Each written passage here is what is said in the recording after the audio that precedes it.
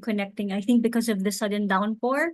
But we will begin in a few minutes. So again, no, please just change your Zoom name into the format institution, then your name, underscore, then your name, and just please make sure to mute your microphone.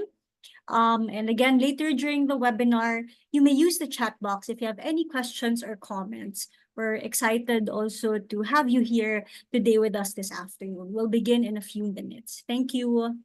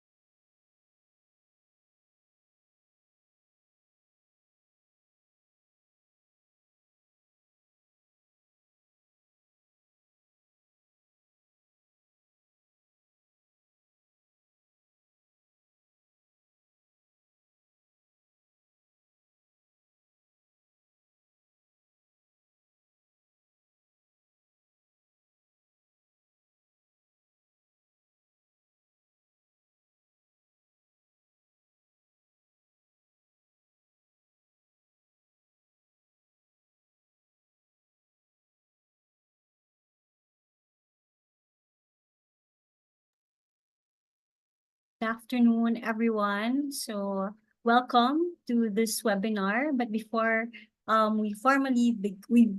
we begin, we'd like to ask you to just put your microphone, keep your microphone muted, because we will begin with the Philippine National Anthem, followed by a short prayer. Ika?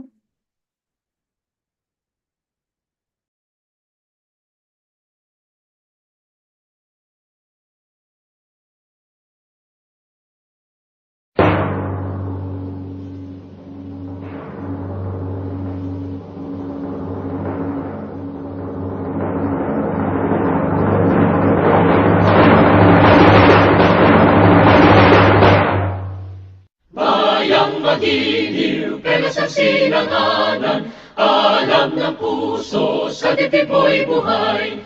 Lupang hinirang, duyan ka ng magiting, sa manlulupig, di ka pasisiin. Sa dagat at bundok, sa simoy at sa langit mong bukaw, may nilagang tula at awit sa paglayang minamahal. Ang kislap ng watawat mo'y tagumpay na nagdiningning, ang bituin at araw niya kailan pa may magdidilim. Lupa ng araw ng walhating pagsinta, buhay langit sa piling mo.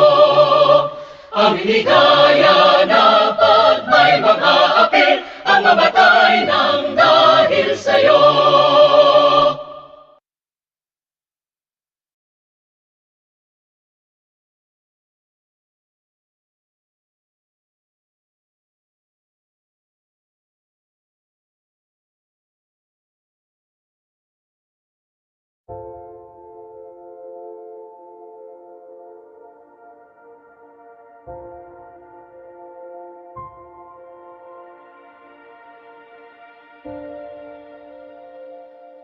Nothing is more practical than finding God.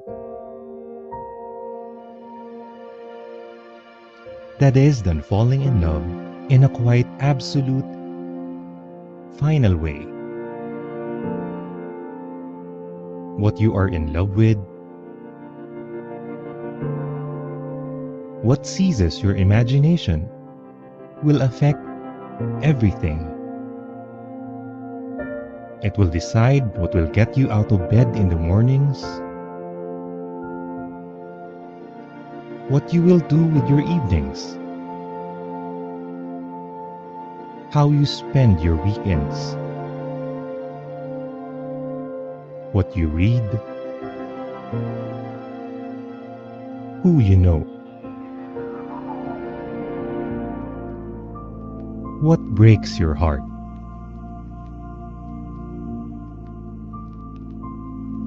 and what amazes you with joy and gratitude. Fall in love, stay in love, and it will decide everything.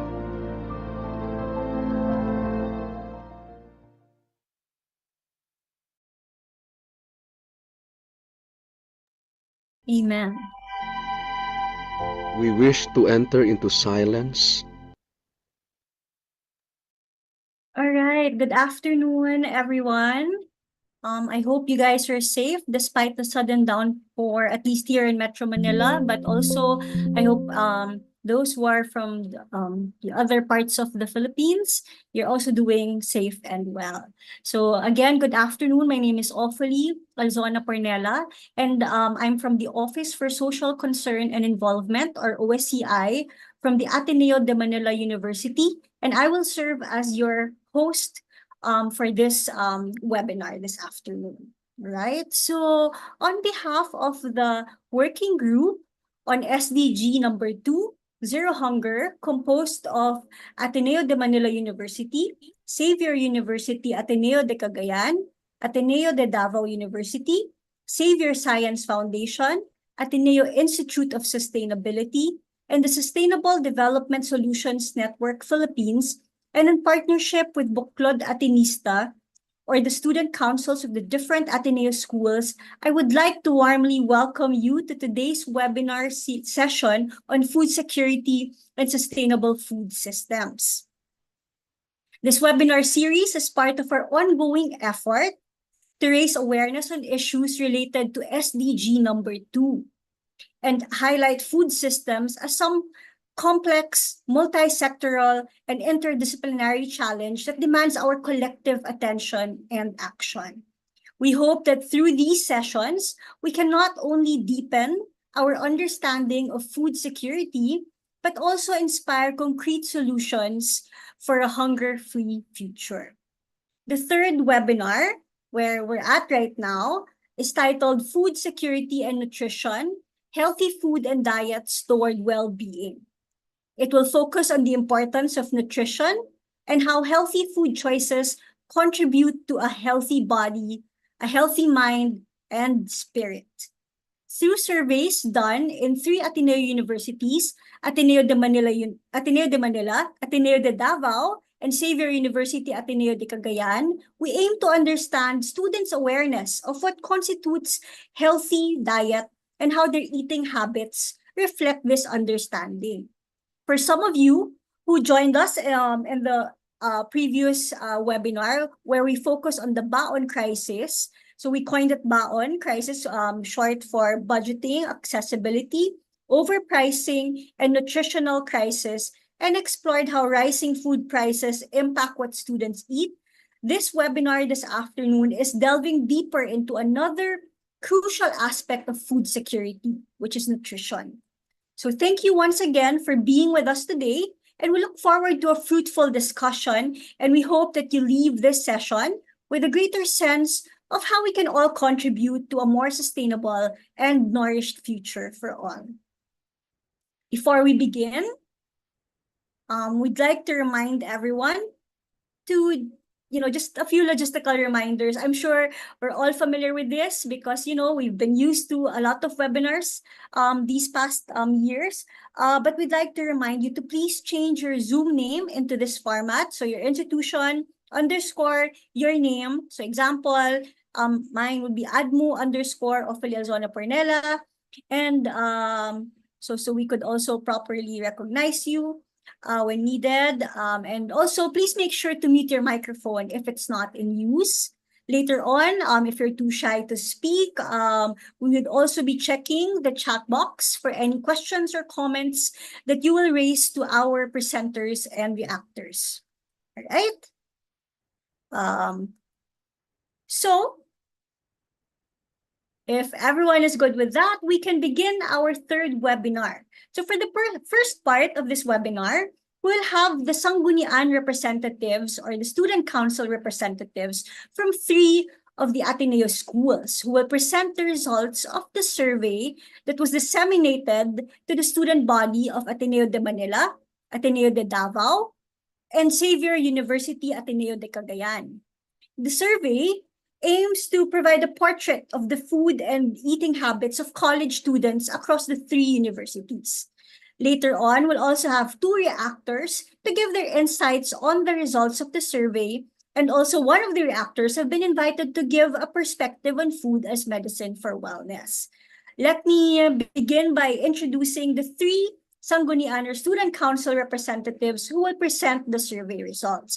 By the way, before I do that, I'd also like to inform everyone that this is being live streamed via YouTube.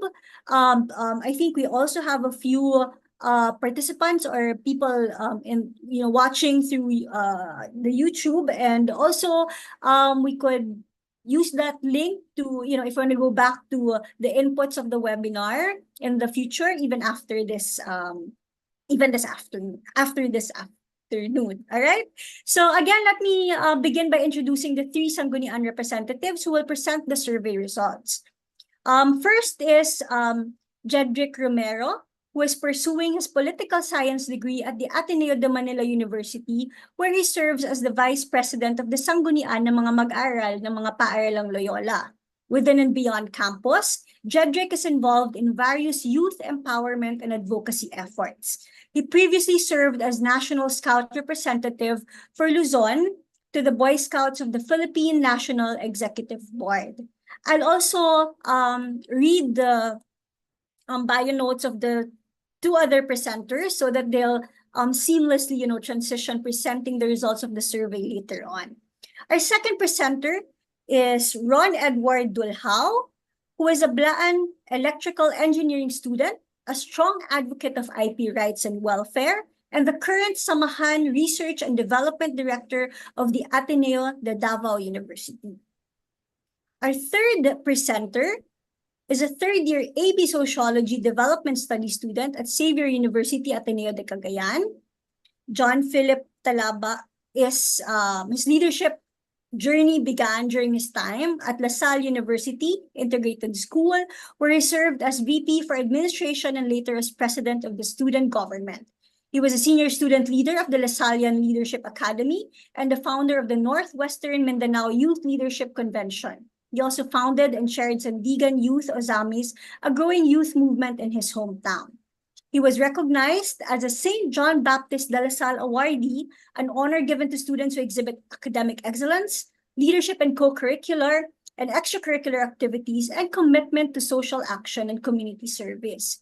He is also the Grand Consul of DASIG, Youth Counselor in the Oro Youth Development Council, and the National Vice Chairperson for Mindanao of the Student Council Alliance of the Philippines. Currently, he serves as the president of the Xavier University Central Student Government. Thank you so much for being here, our presenters. Let me now call on Mr. Jedrick Romero as our first presenter. Hello po, good afternoon. So I'm Jedrick Romero, you can call me Jed. I'm currently the Vice President of the Sanggunian of Ateneo de Manila. So let me present to you po the survey results from our university. So it's good. Next slide po. Bye-bye. Ayan. So to begin, in terms of what makes a diet healthy, in the perspective of Ateneans from our university, there are around 36% that say that, or the plurality says that it includes a variety of vegetables, fruits, proteins, and whole grains. And this is followed by around almost 28% which say that it includes a variety of vegetables, fruits, proteins, and whole grains. And in addition, is also low in fat and sugar, is high in protein and low in carbohydrates. So, yes. So, followed also by a similar definition, but with less specification. So, 16% says that it includes a variety of vegetables, fruits, proteins, and whole grains, is low in fat and sugar. So, that's what Athenians think are the definition of a healthy diet. So, next slide po. And then in terms of what food that Athenians choose in our university while in campus, so most students prefer to eat rice meals with meat or vegetables. So there are around 28.2% of students that mention this. And then 20.3%, so around one-fifth of students naman po, say that they prefer rice meals with meat or vegetables, and in addition, sandwiches or wraps. And then a big portion also avail of fast food. So 18.9% actually avail of fast food such as burgers, fries, and pizzas, and fast food in the form of rice meals with meat or vegetables. So next slide po. And then in terms of how many meals students usually take, it's a bit divided between 2 or 3, then a small portion eat 1 meal or more than 3 meals a day. So next slide po. And then in terms of where students usually get their meals for the school day, in terms of bringing food home, there are around 80 that responded, or around 28.9%. Next slide po. Then in terms of eating at the campus cafeteria or at the canteen, there are 182, or 62.6%. These are those that frequently eat at the campus cafeteria or the canteen. Next slide po. And then in terms of ordering via food delivery apps, there are around 6.2%. Then next slide po. And only 8 mentioned that they frequently get food from the convenience stores or vending machines. Perhaps po kasi in our school, there are more options in terms of the cafeteria or even the food delivery apps. Hence, there might be less students that get from the vending machines. And convenience stores outside may be less accessible since students might be in a rush, so they don't have time to go out campus then go back in pa. So, ayun po. Next slide po. And then in terms of what types of drinks that students typically buy or consume at school, the most common really is coffee or tea with around 180 mentions, followed by bottled water or water. So both of these are very much accessible in our university. And quite popular then is fruit juice, and then followed by soft drinks, which are moderately common. And these are available in our cafeteria and in our and vending machines around campus also. And less occasion or more occasionally consumed are the energy drinks, then followed by milks, the yogurt drinks, smoothies, then the specialty drinks, and then bringing only the own water. And perhaps I'd like to remark that in our university, at least, for example, there are limitations to what kind of sponsorships that student organizations can take. So, for example, if it's an energy drink company, we're not necessarily allowed to do it because we're more encouraged to take partnerships or sponsorships from those that are more healthy. So, ayun po. So, in terms of consuming drinks, only 9% of respondents consume bottled water on campus. So, the next slide po. And in terms of the frequency of soft drinks consumption, 52.2% or more than half said that they never buy soft drinks on campus, while only 6.7% mentioned that they frequently consume soft drinks. Next slide po. And then in terms of coffee or tea, 32.3% or around a third of students frequently drink coffee or tea, and 35.1% said that they occasionally consume coffee or tea in campus. Next slide po. And then, in terms of fruit juice, more than half po yung occasionally nagko-consume ng fruit juices on campus. And 28.1% said that they never consume fruit juices on campus. The next slide po. Yeah, and a very big majority do not drink energy drinks in our campus. Probably also because less accessible din siya, I guess, in campus sa amin since most that are available is yung mga juices, coffee, or yung mga sodas as well. So, in terms naman po of others, so, ayun po, yes, so mas nagte-tend ang students to those that were previously mentioned. Next slide po. And then in terms of eating breakfast before going to school, the number of those who eat and those who don't eat breakfast before going to school is really halved. So it's really divided among students. So a little over half say yes, and then a little less than half say they do not eat breakfast before going to school.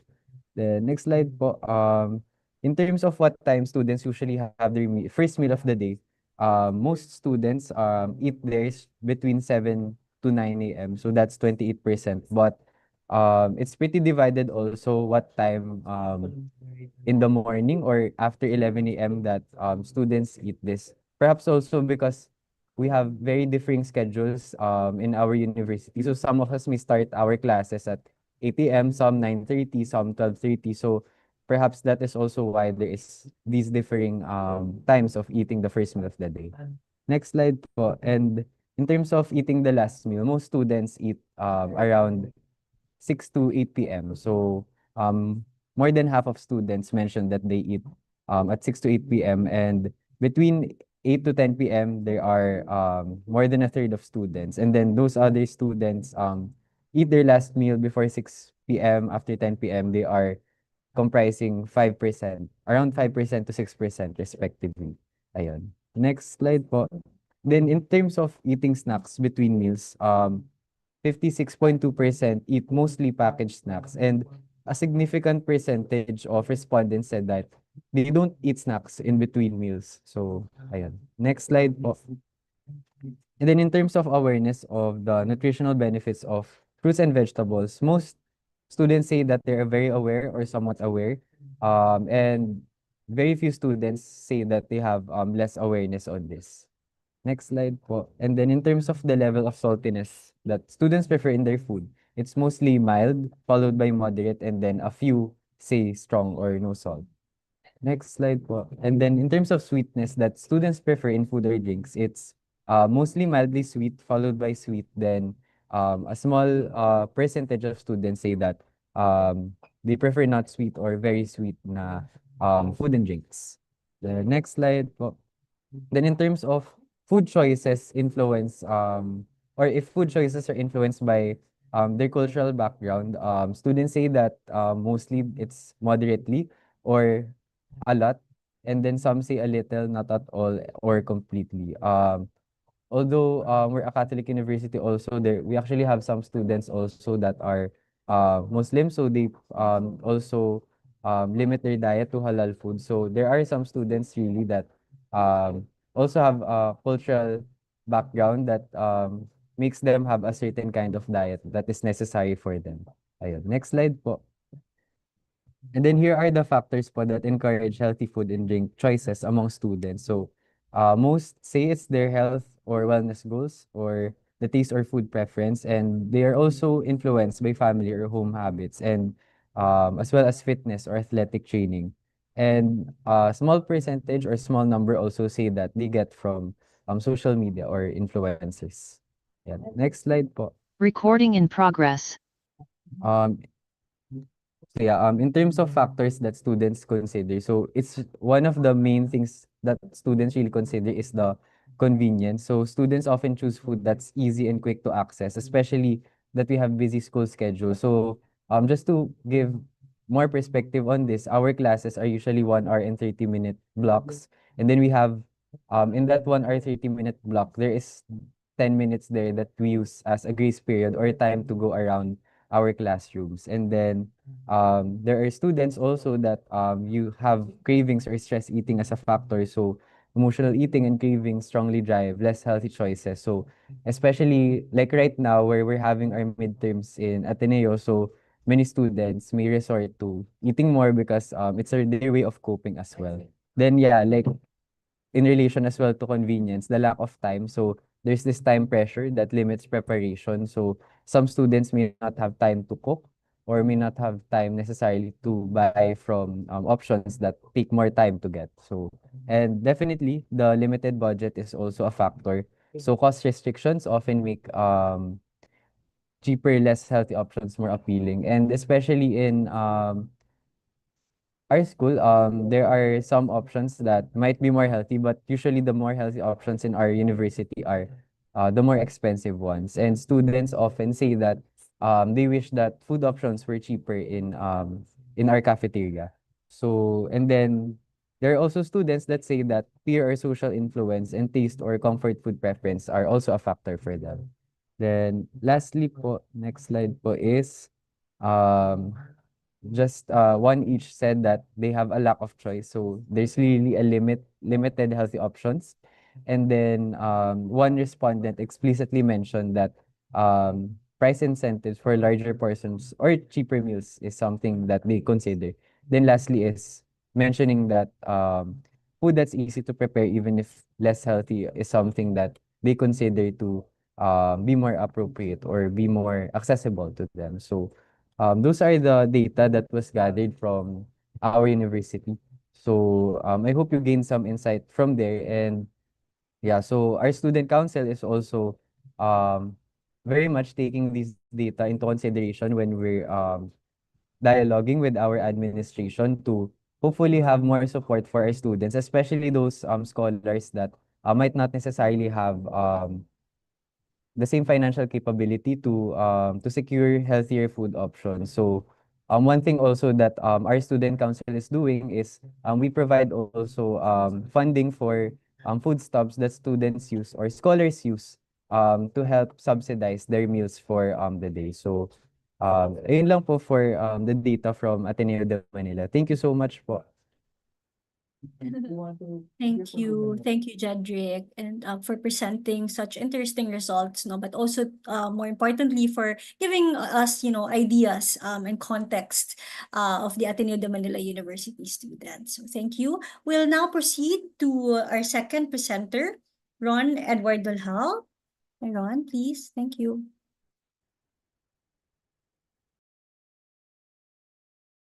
Hello po, good afternoon. Am I audible po? Yes, yes, Okay, Ron. Thank you. okay po. Thank you so much. Next slide po.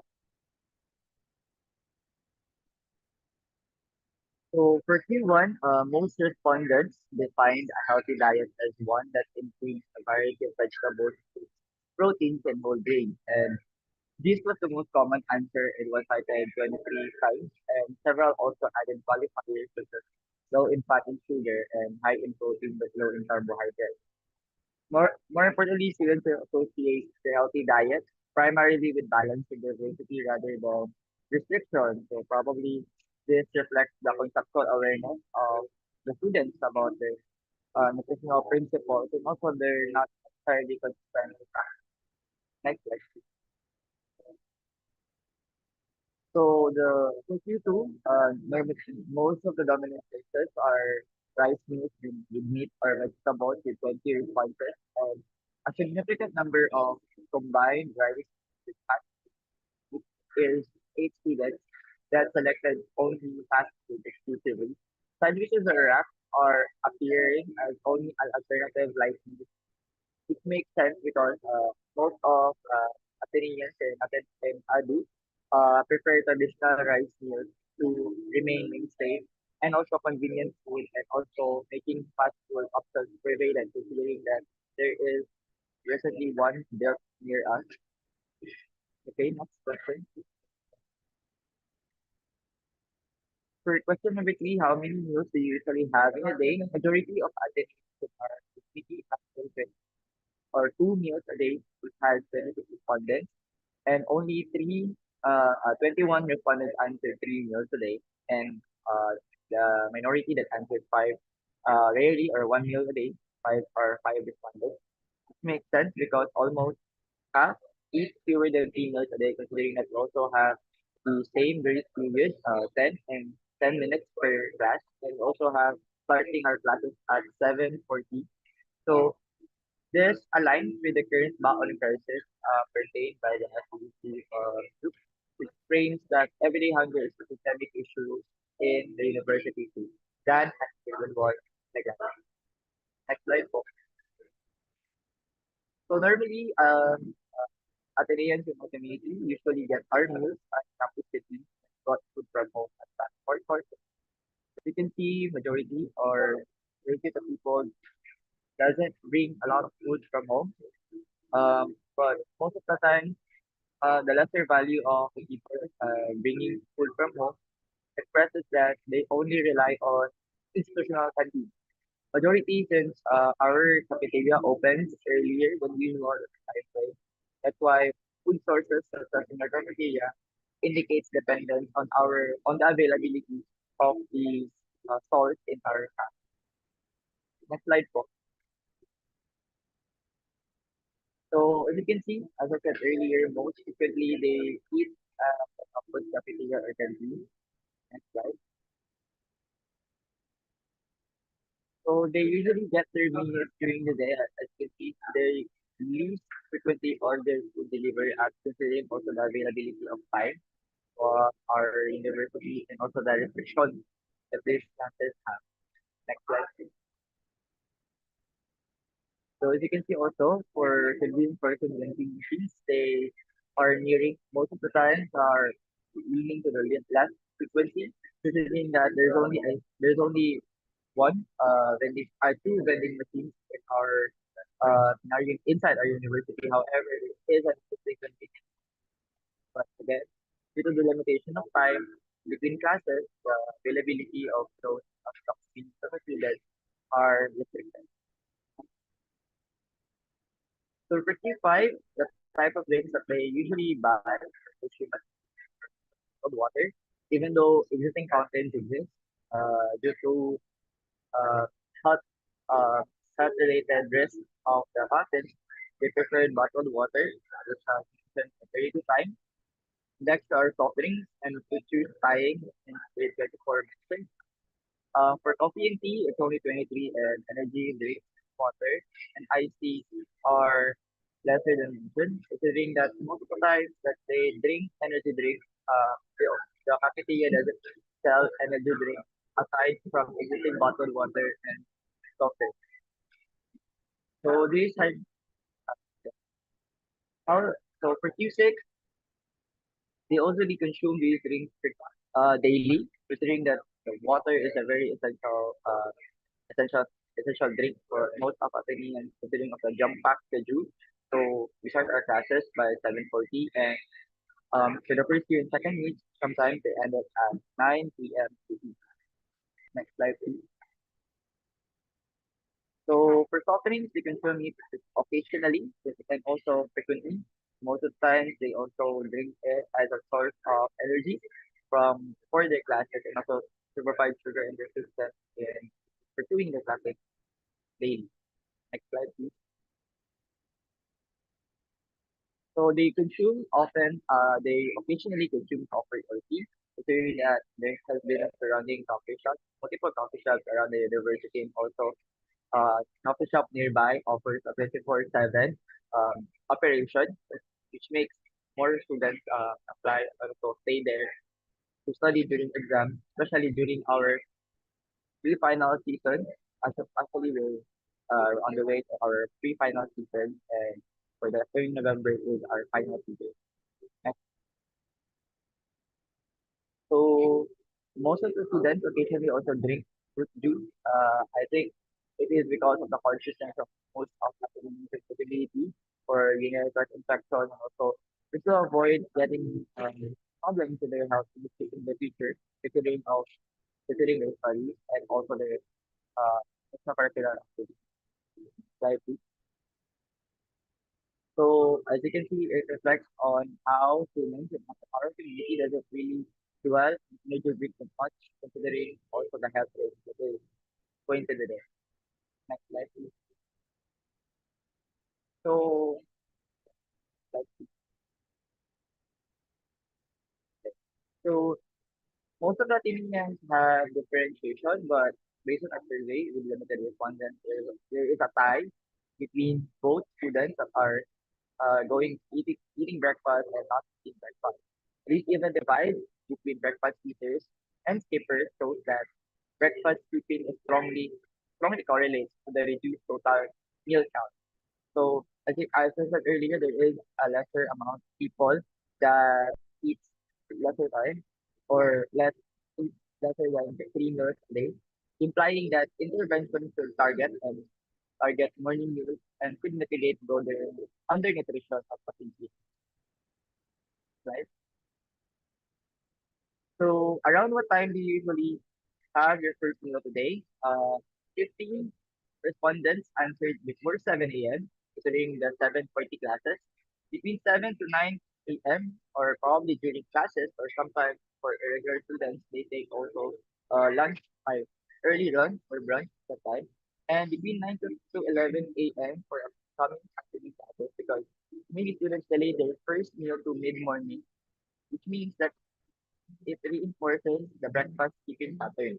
This delay might stem from early classes and also commuting schedules from different students.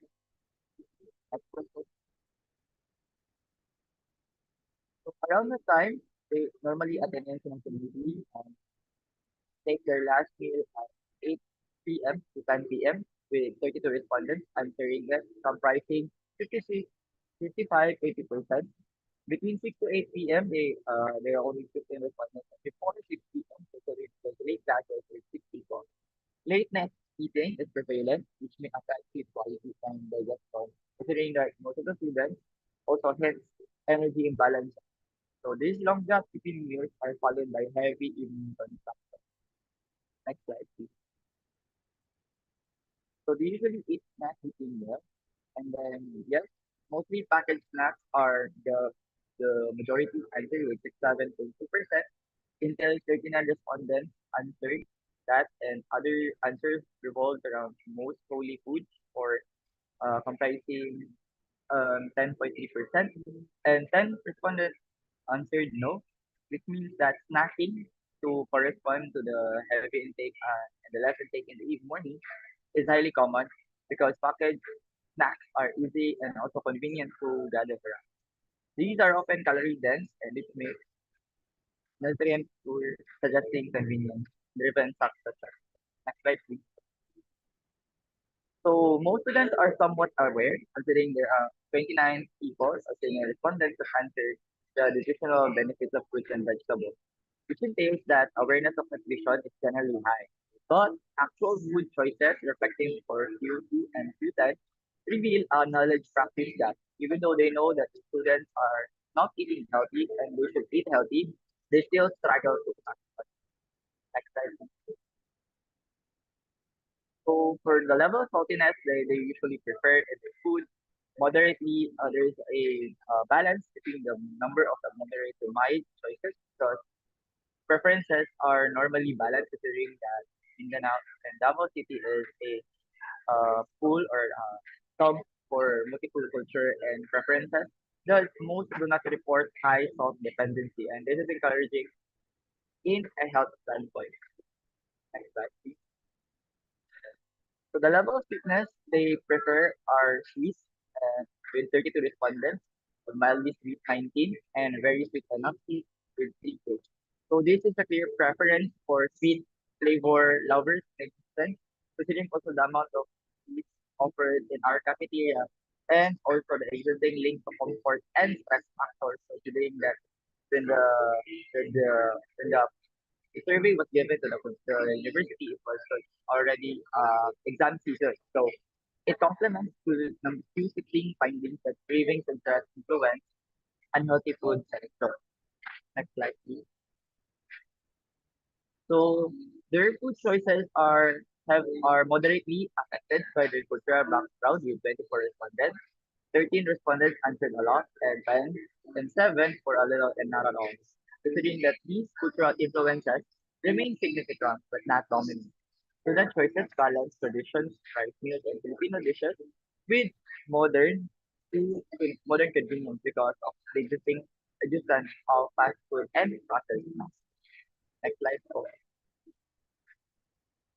So for Q15, these factors encourage or what factors encourages you to choose healthy food and drink options?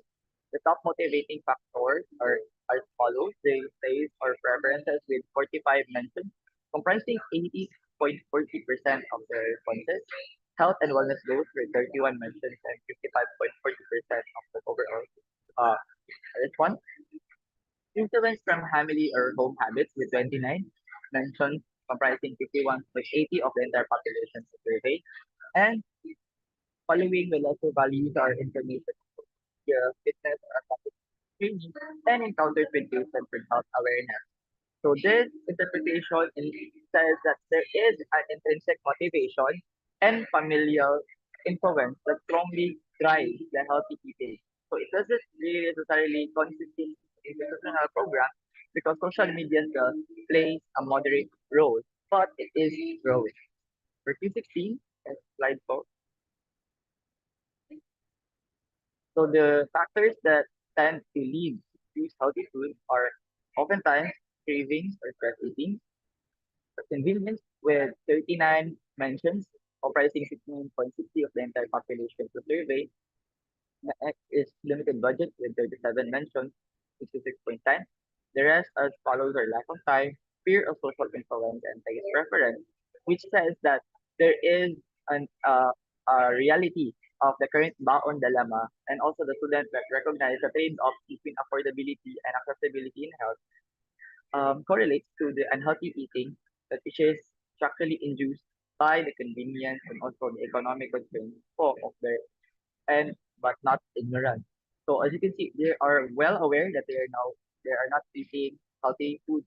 However, because of the existence of the time constraint and also other factors correlates to their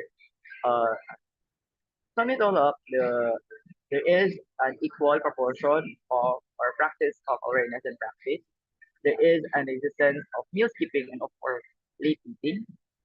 They confer to convenience and budget as core drivers. And also cultural and social factors, anchors are still intact them. And also the policy and program implications that should have been provided so that more students should have a correlation to their awareness and their practice. Yun lang po for Ateneo de Davao. Thank you po.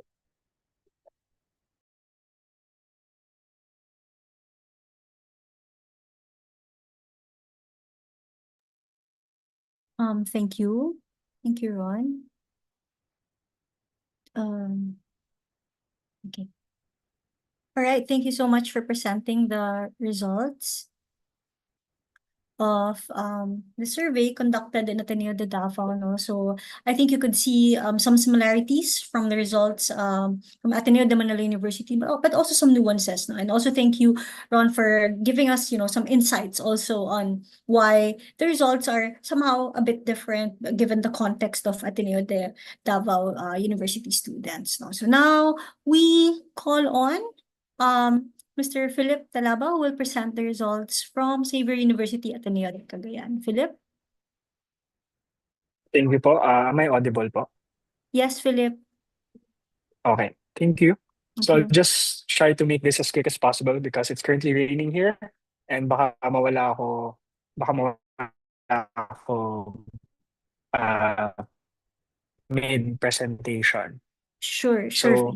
for the first one, Philip, you may also want to turn off your cam just in case, we won't mind. All right, thank you.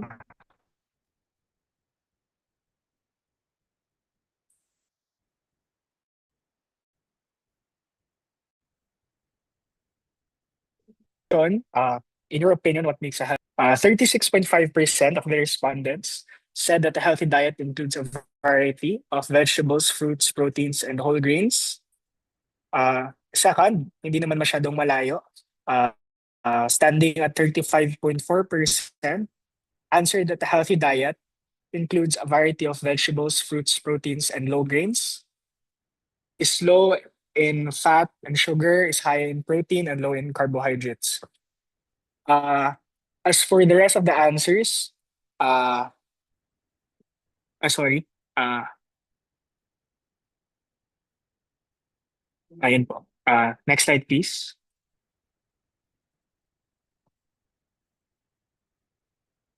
So for XU students, what types of food they usually choose while on campus?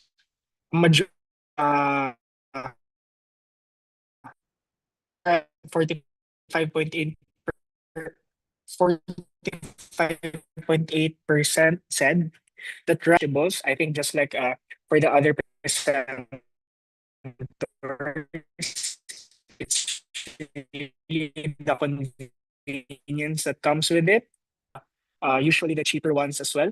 Next, you have at 19.8% said that they usually eat fast food.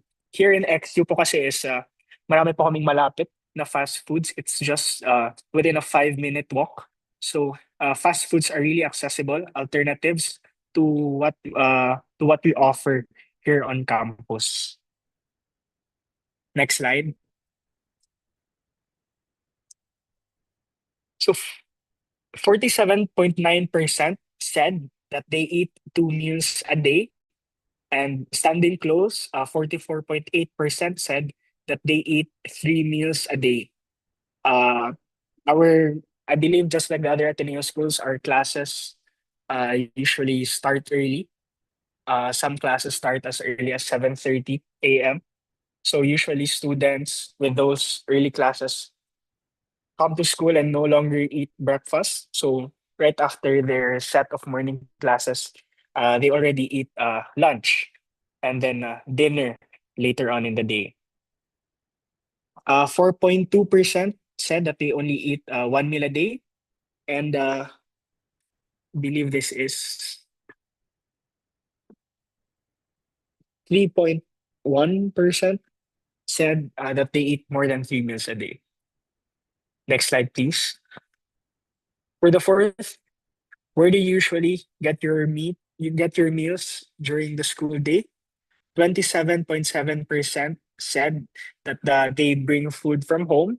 This is also a cheaper alternative kasi when they bring food from home, because some also find food in the canteen expensive.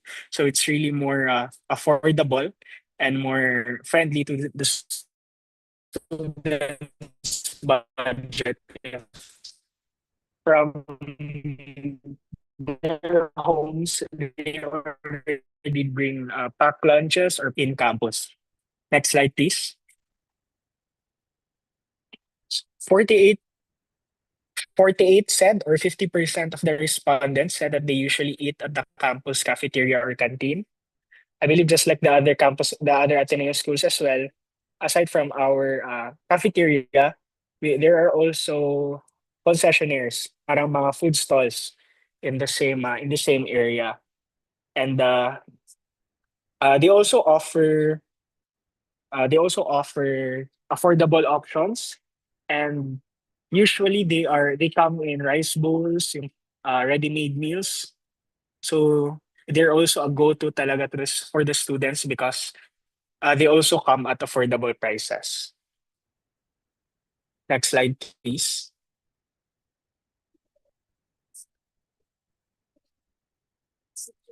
Only 7 or 8% said that they frequently order via food delivery apps.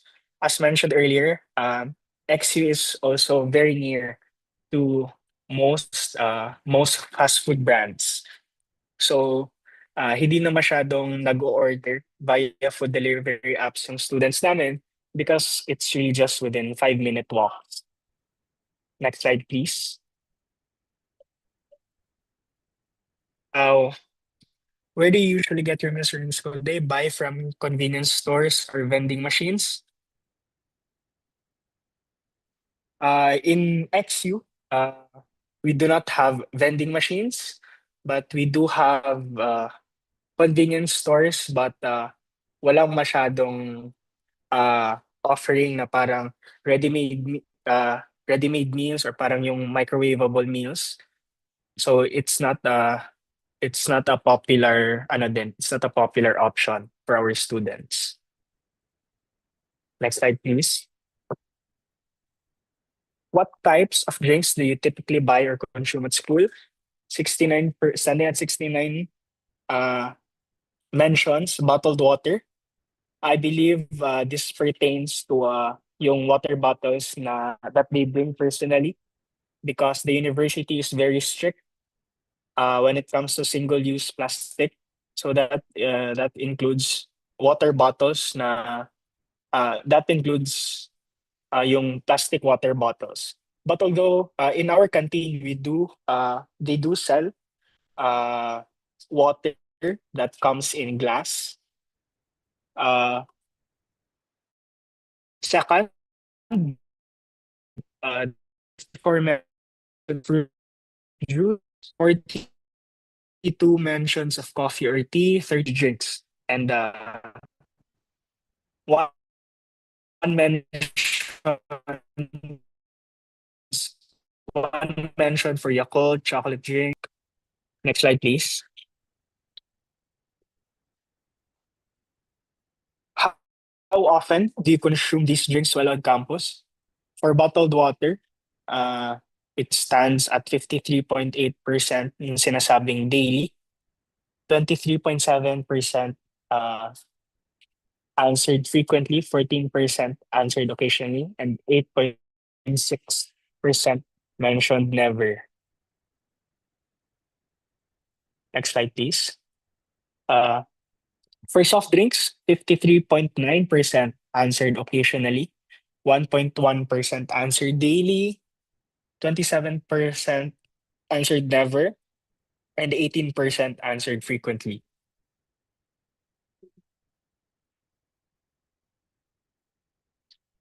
For coffee or tea, 35.2% answered frequently, 30.7% answered occasionally, 27.3% answered never, and 6.8% answered daily.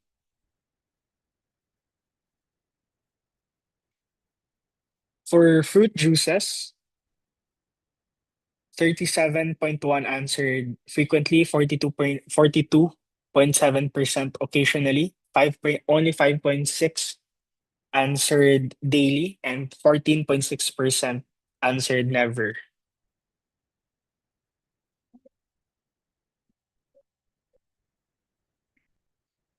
How often do you consume these drinks while on campus?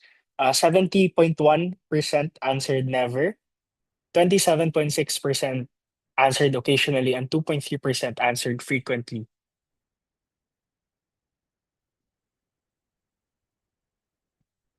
And for other drinks, 75% answered never, and both 12.5% answered frequently and occasionally. For the seventh question, whether or not they eat breakfast before going to school, we have 50 answering yes, and around 45 or 46 answering no. As mentioned earlier, this is an alternative, an alternative and more affordable option for students to eat breakfast before going to school. Next slide, please. Around what time do you usually have your first meal of the day? 35.4% answered between 7 to 9 a.m. This at around this time usually starts our first set of classes. At least for some students with 7:30 to 9 a.m. classes. So they come to school usually, either they buy from the canteen or dala nila yung ano nila, yung mga packed meals.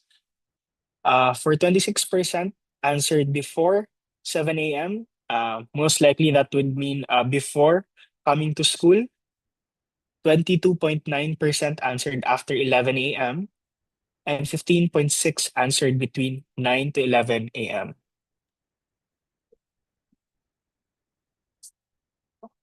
Around what time do you usually have your last meal of the day? 63.5% answered between 6 to 8 p.m. 31.3% answered between 8 to 10, and 3.1% answered before 6 p.m.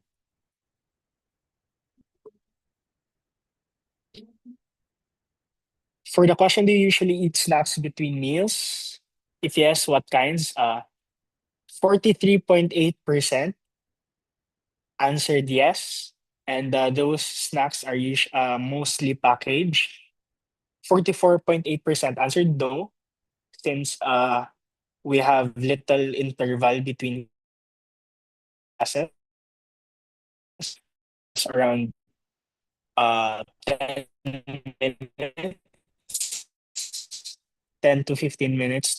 Yes, mostly whole food.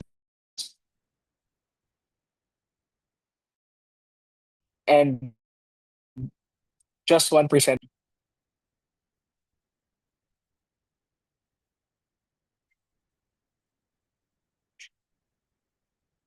Next slide po.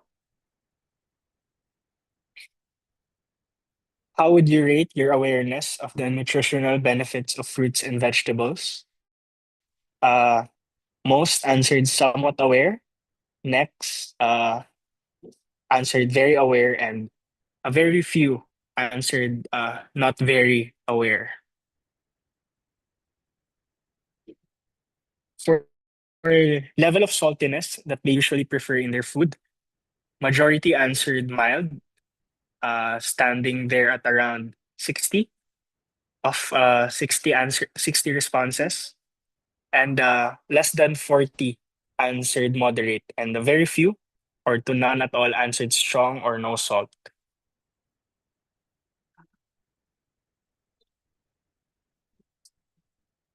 For level of sweetness, they usually prefer in their food and drinks. Most answered mildly sweet.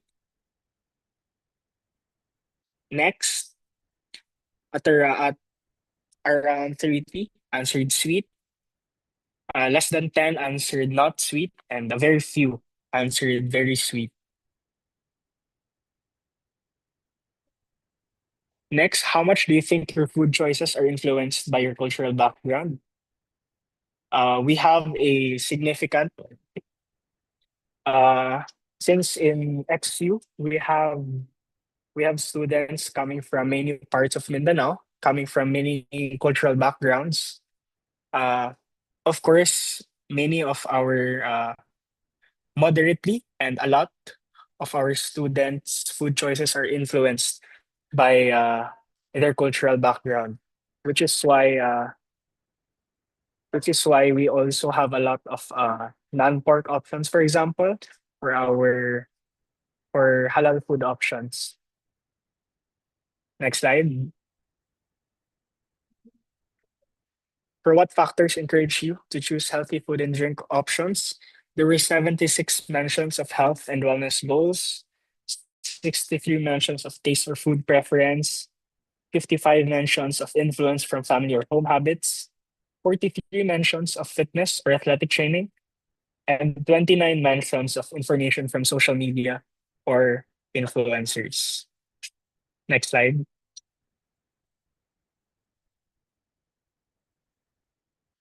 Lastly, what factors tend to lead you to choose less healthy food or drink options? There were 96 mentions of cravings or stress eating, followed by 86 mentions of convenience, 66 mentions of limited budget, 52 mentions of lack of time, 36 mentions of peer social influence, and one mention of buying them as a reward for doing hard or strenuous work. Uh, these responses are also being considered currently, at least for our student government, when it comes to lobbying new policy initiatives, or when it comes to proposing uh, new food options, or even even meal preferences uh, of our students. So thank you so much, Mo, for having me present these responses. Thank you. Thank you so much, Philip, no, and uh, uh, thanks to your internet connection, you were able to go through the presentation. I know it's hard, not just for us, but also for everyone listening and watching because of the weather. But thank you for being here with us. Thank you once again, Jedrick, Ron, and Philip, for presenting the results of the survey. The results are, kind of good and interesting. And somehow I hope that these have given us, or provided us with a portrait of the food and eating habits of students or college students across the three universities. While they we only had not really a majority of the students answer the survey. I think we actually see glimpses of the choices of our students. And it's also very nice to hear how health is a factor, alongside with taste, but at the same time there are contexts to be considered, from across the three universities. So for example, their class time, I think those, for all three universities, either very early or sometimes even late night classes really affect when they'll eat their meals, when they'll have the three main meals of the day. Affordability, of course, and convenience play a big factor to our busy, very, very busy students, no? And access also inform our students' choices. Again, many thanks for the presentation, Jedrick, Ron, and Philip. So now, I hope you guys are still okay. We're also going into the second part of our webinar, also a very interesting part of the webinar, wherein we'll have with us two reactors to give their insights on the results that were just presented to us by our three student leaders. And we've also invited one of the reactors, as I mentioned earlier, to give a perspective on food as medicine for wellness. All right. So before I turn the floor to our two reactors, allow me to introduce them both, so that we'll have a seamless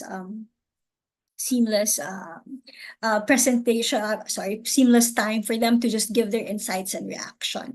Later on, would also encourage you to type in any questions or comments on the chat box. And we'll try to sift through these and also give it to our speakers and presenters and reactors. All right.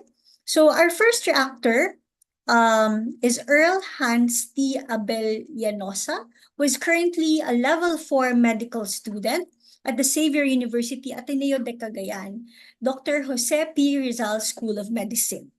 He earned his Bachelor of Science in Health Sciences, degree magna cum laude from the Ateneo de Manila University in 2022, During his undergraduate years, he served as the Vice President for Research and Discourse of Project Laan, a student-led public health advocacy organization dedicating to promoting community, health awareness, and empowerment. Outside of academics and advocacy, Earl enjoys spending his free time listening to music, which is also very, very important as part of our well-being.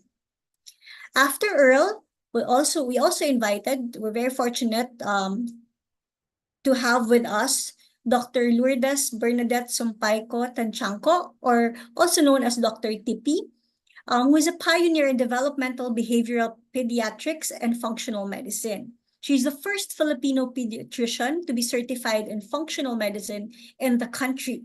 She's director of the Center for Research and Innovation at the Ateneo School of Medicine and Public Health, or ASMPH, and Vice President of the Philippine Society for Developmental and Behavioral Pediatrics. She serves on national committees under the Department of Science and Technology, Brain Research Agenda, Department of Health, Life Stage Technical Working Group, and Commission on Higher Education Technical Panel for Early Childhood, Basic Education, and Special Education. Dr. Tipi Tanchanco is a consultant at the Medical City and the Growing Brain PH. She's founding director of MedMom, and she completed her fellowship at the Philippine General Hospital and earned the Master of Science in Epidemiology at the University of the Philippines College of Medicine under a DOST PCHRD scholarship. And she also completed her training and board certification in functional medicine from the Institute for Functional Medicine. All right, without further ado, let's hear first the insights of our first reactor, Earl. You have the floor. Thank you. All right. I hope I'm audible to everyone. Good Yes, afternoon, everyone. good afternoon. Well, first of all, I'd like to commend the leaders of the student councils of the three schools who gave a very insightful presentation on the survey results. I'd like to preface my reaction by saying that I'm not a medical expert by any means. I'll defer that discussion to the second reactor, Dr. Tanchanco. I hope I bring with me, though, a personal perspective as someone who belongs to the same generation. I'd like to think I belong to the same generation as the student leaders who gave the report. No? So, well, given their presentation, the first point that I have to make is that particularly in this demographic of college students, the perceptions of healthy and nourishing food are not surprising, considering their their educational standing. People already know what healthy food is. I think it does not take a medical degree for someone to identify whether a food is healthy or not. That's something that we learn in grade school, or even as children growing up, right? Go, grow, glow food. But the question really is awareness. Does awareness of healthy food translate into healthy food consumption? And this is where a lot of factors that were mentioned earlier come into play. And we can have an extensive discussion perhaps on, the social determinants, the commercial determinants that ultimately motivate someone to consume the kind of food that they have.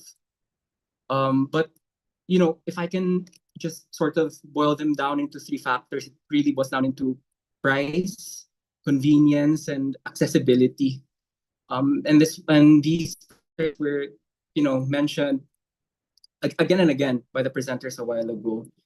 And an issue really is that, is it acceptable for us as a society to have healthy food options translate automatically into more expensive choices?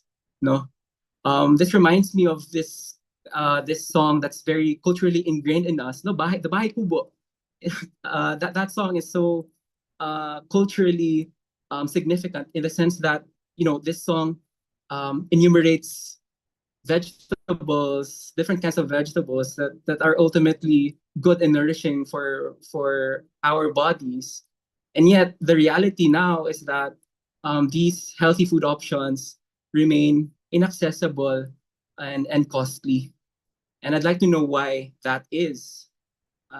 Perhaps somebody could, somebody more knowledgeable of that issue could provide us an insight on that. But I think that's just a sad fact, no.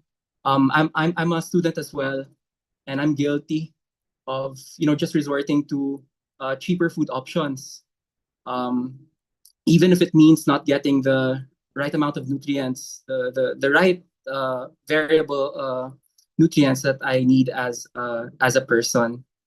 And then there's convenience, no.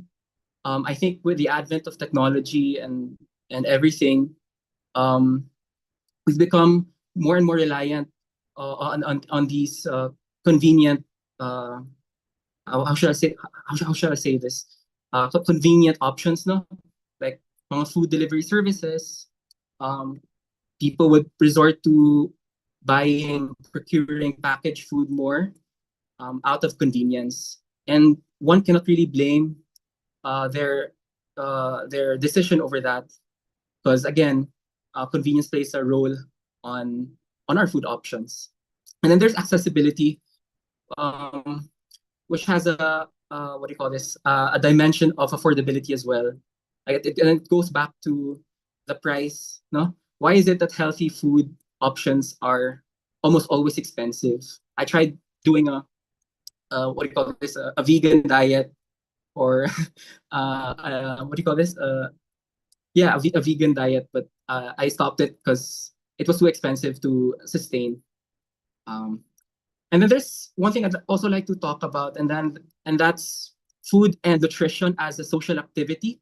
And this is something very interesting because at this age, consuming food is not just a means of survival anymore. It's becoming more and more social, as what was mentioned by the presenters. College students would stress eat.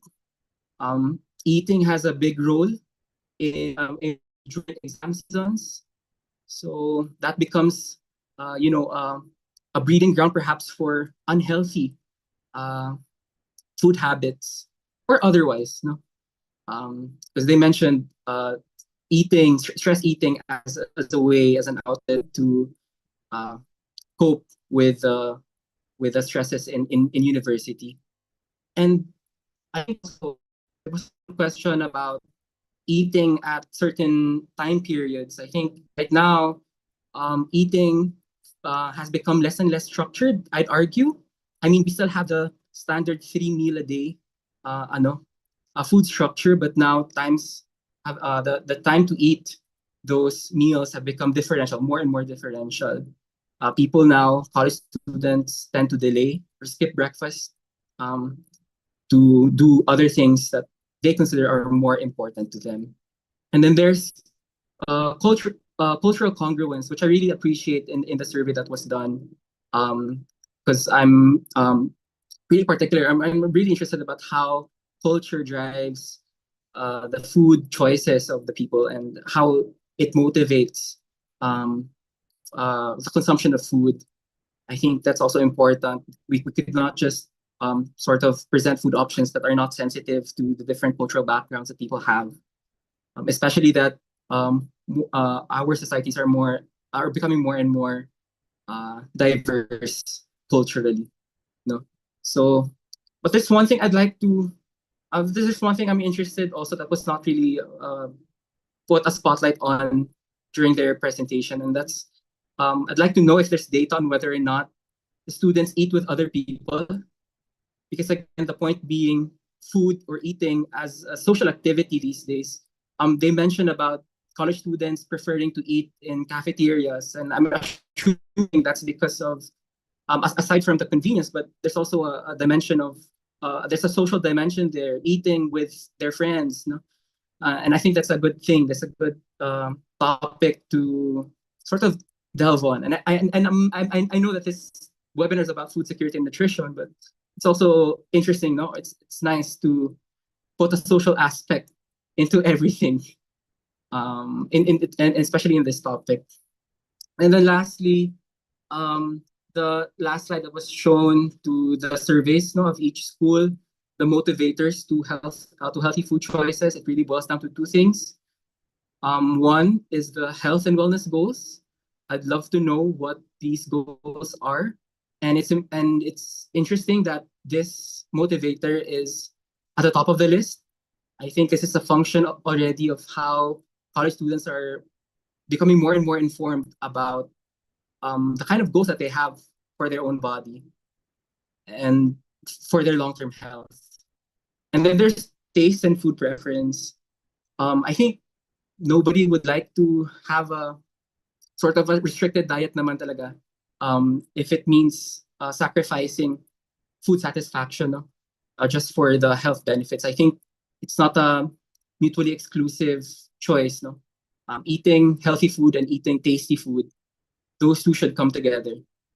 And yeah, that begets the question of how can we make healthy food options more and more palatable to everyone, more and more tasty.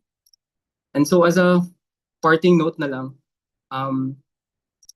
if you know, I hope everyone's aware that in the Philippines we have a double burden of malnutrition. Malnutrition is not just, you know, a crisis of deficiency in this country, but there's also a crisis of excess. And that's partly due to the commercial determinants that I've mentioned earlier, no? The factors of convenience, price, and accessibility that have led to these food options being more and more convenient, but also they becoming more and more unhealthy. So we're not just talking about stunting and wasting anymore. We're also talking about obesity and the consumption of less and less vitamins and minerals in our diet. And then there's again the recurring theme of the talk, which is healthy food affordability. It shouldn't be that healthy food is always expensive, no. And I'd like to go back to my analogy or my example of the bahay kubo.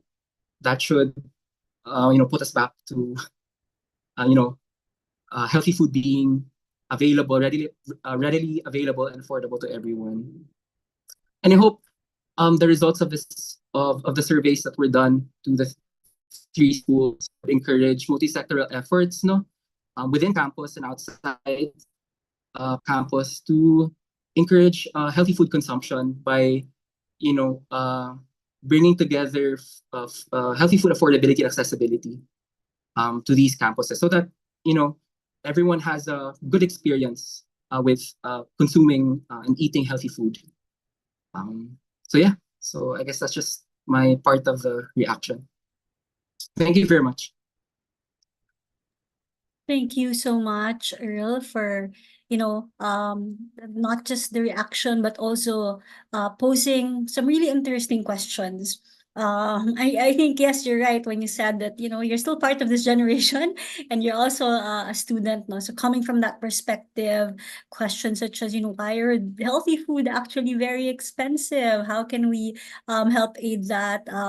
And the very first question that you posted, this awareness actually, the awareness of what is healthy translate to really living out a healthy lifestyle. And the challenge that you post also, that may these surveys, help inform decisions in the schools, and so much more. But I won't eat up now the time, so that we can give the floor also to our next reactor, and at the same time also open the floor later for questions. I'm sure some, or a lot of you may have questions or comments, not just to our presenters, but also to Earl. And now, after Dr.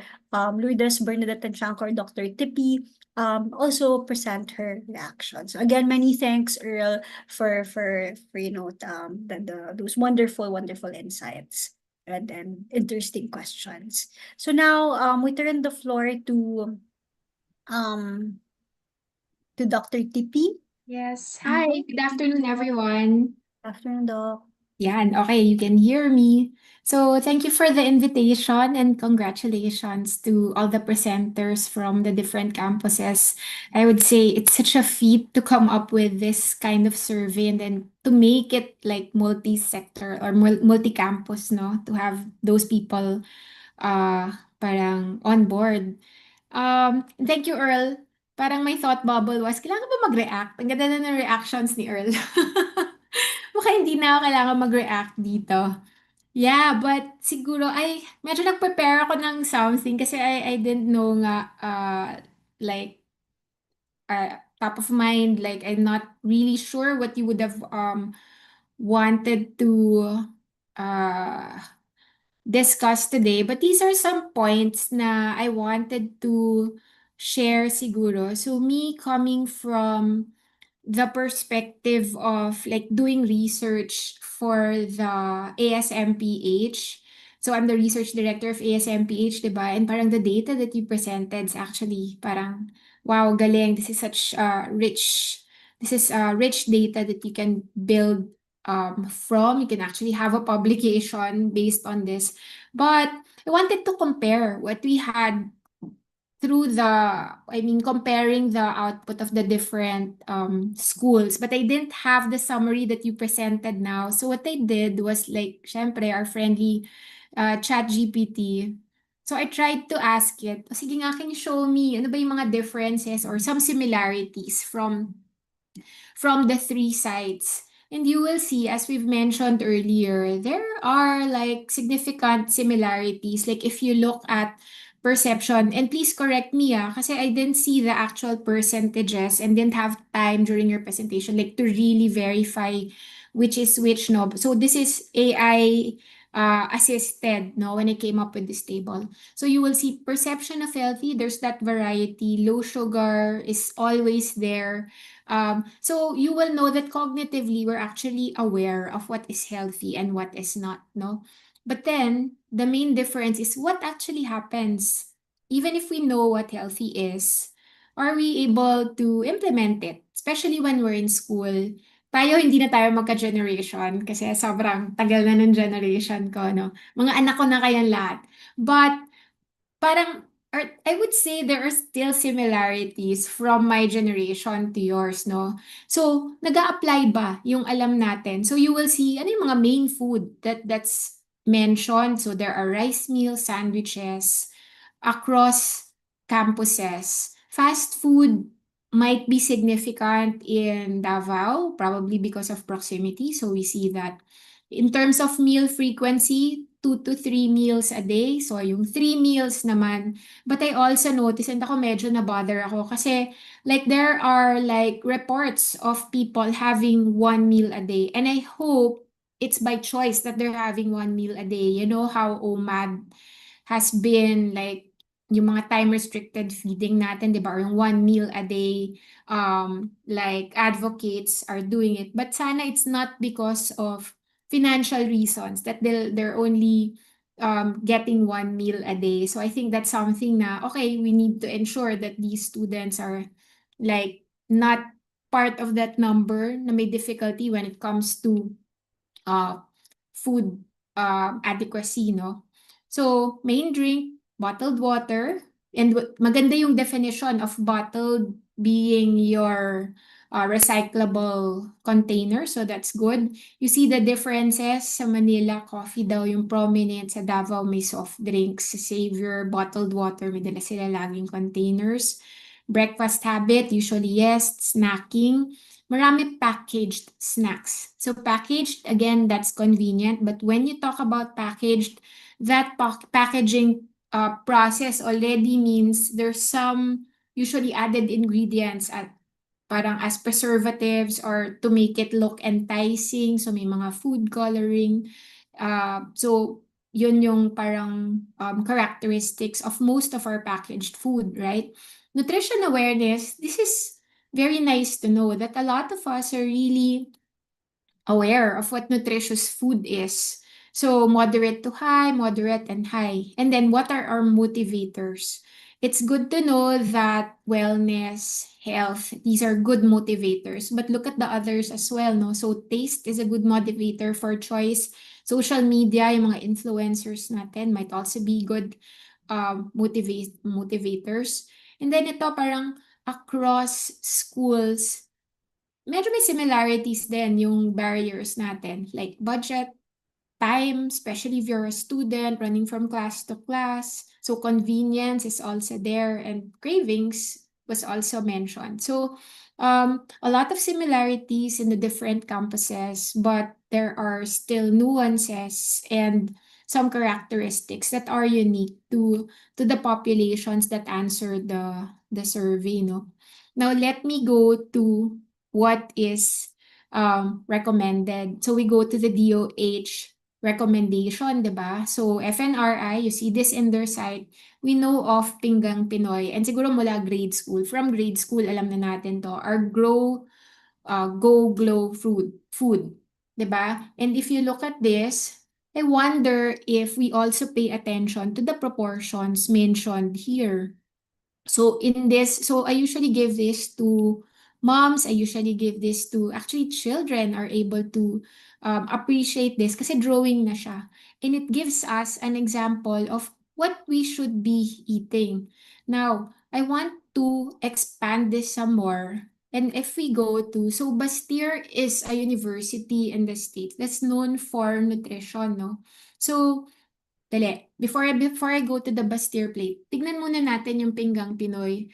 Notice that if you look at this plate, 'di ba, ang rice natin or yung mga carbs natin, usually if we eat our usual kanin ulam, rice is actually usually half the plate and then you have your meat na other half of the plate or a little parang less than half. But then it's lucky if you will get your veggies to go with that plate. Pero usually parang sige, kung mag-veggies ako parang 1/4 lang siya, di ba? So a lot of us Filipinos, yun yung concept natin of kanin ulam. And you will see that it actually doesn't follow that proportion of the healthy plate. So if you look at what is ideal, half of what we should be eating should be your vegetables and fruits. And yung iba, dumadaya naman, nagdadaya sila. Kasi yung half nila, more of fruits. So, you know that fruits can also contain sugars, right? So, what is ideal, dun sa half na yon, 2/3 of that half should be your vegetables. And it should be a variety of vegetables, of both starchy and your non-starchy vegetables. And then, 1/3 of that half, yun yung fruits na kinakain natin, no? So, notice the proportion. And what is important here is that glass of water. 'Di ba? So, glass of water, maraming beliefs about when you should drink water or ano yung timing, you can actually discuss that. But what is important then is to take note that the adequacy of water intake in the day is important. And that can vary based on your body weight. 'Di ba? So, hindi siya automatic na 8 glasses, although we know, parang sabi nila, 8 glasses of water in a day, but let's say a small child cannot drink your 8 glasses of 250 cc. And let's say an 80 or a 60 kilogram adult, baka kulang. Or hindi, a 90 kilogram adult, kulang sa kanya siguro yung 8 glasses of water na yun, no? So, there are more accurate computations when we talk about the adequacy of water intake. Let me expand the recommendation of what a healthy plate is. So sa Bastyr, they have a course in nutrition and you will see that aside from, so kung gusto yung mag-level up, you can actually refer to this, diba? So again, there's that half na fruits and vegetables. But notice that here, they really pay attention to adding healthy fat in your diet, adding digestives. So digestives, ito yung mga fermented food. I don't know, ilan sa inyo mahilig mag-kimchi. So that's an example, di ba?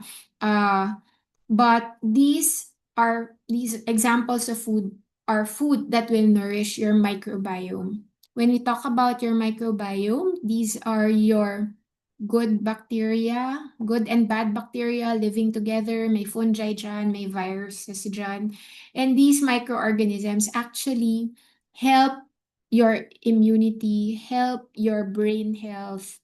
So marami siyang functions, marami rin siyang metabolic functions when we talk about your microbiome. And you need to ensure that your microbiome remains healthy, no? So that's one thing that's added into this Bastyr healthy plate.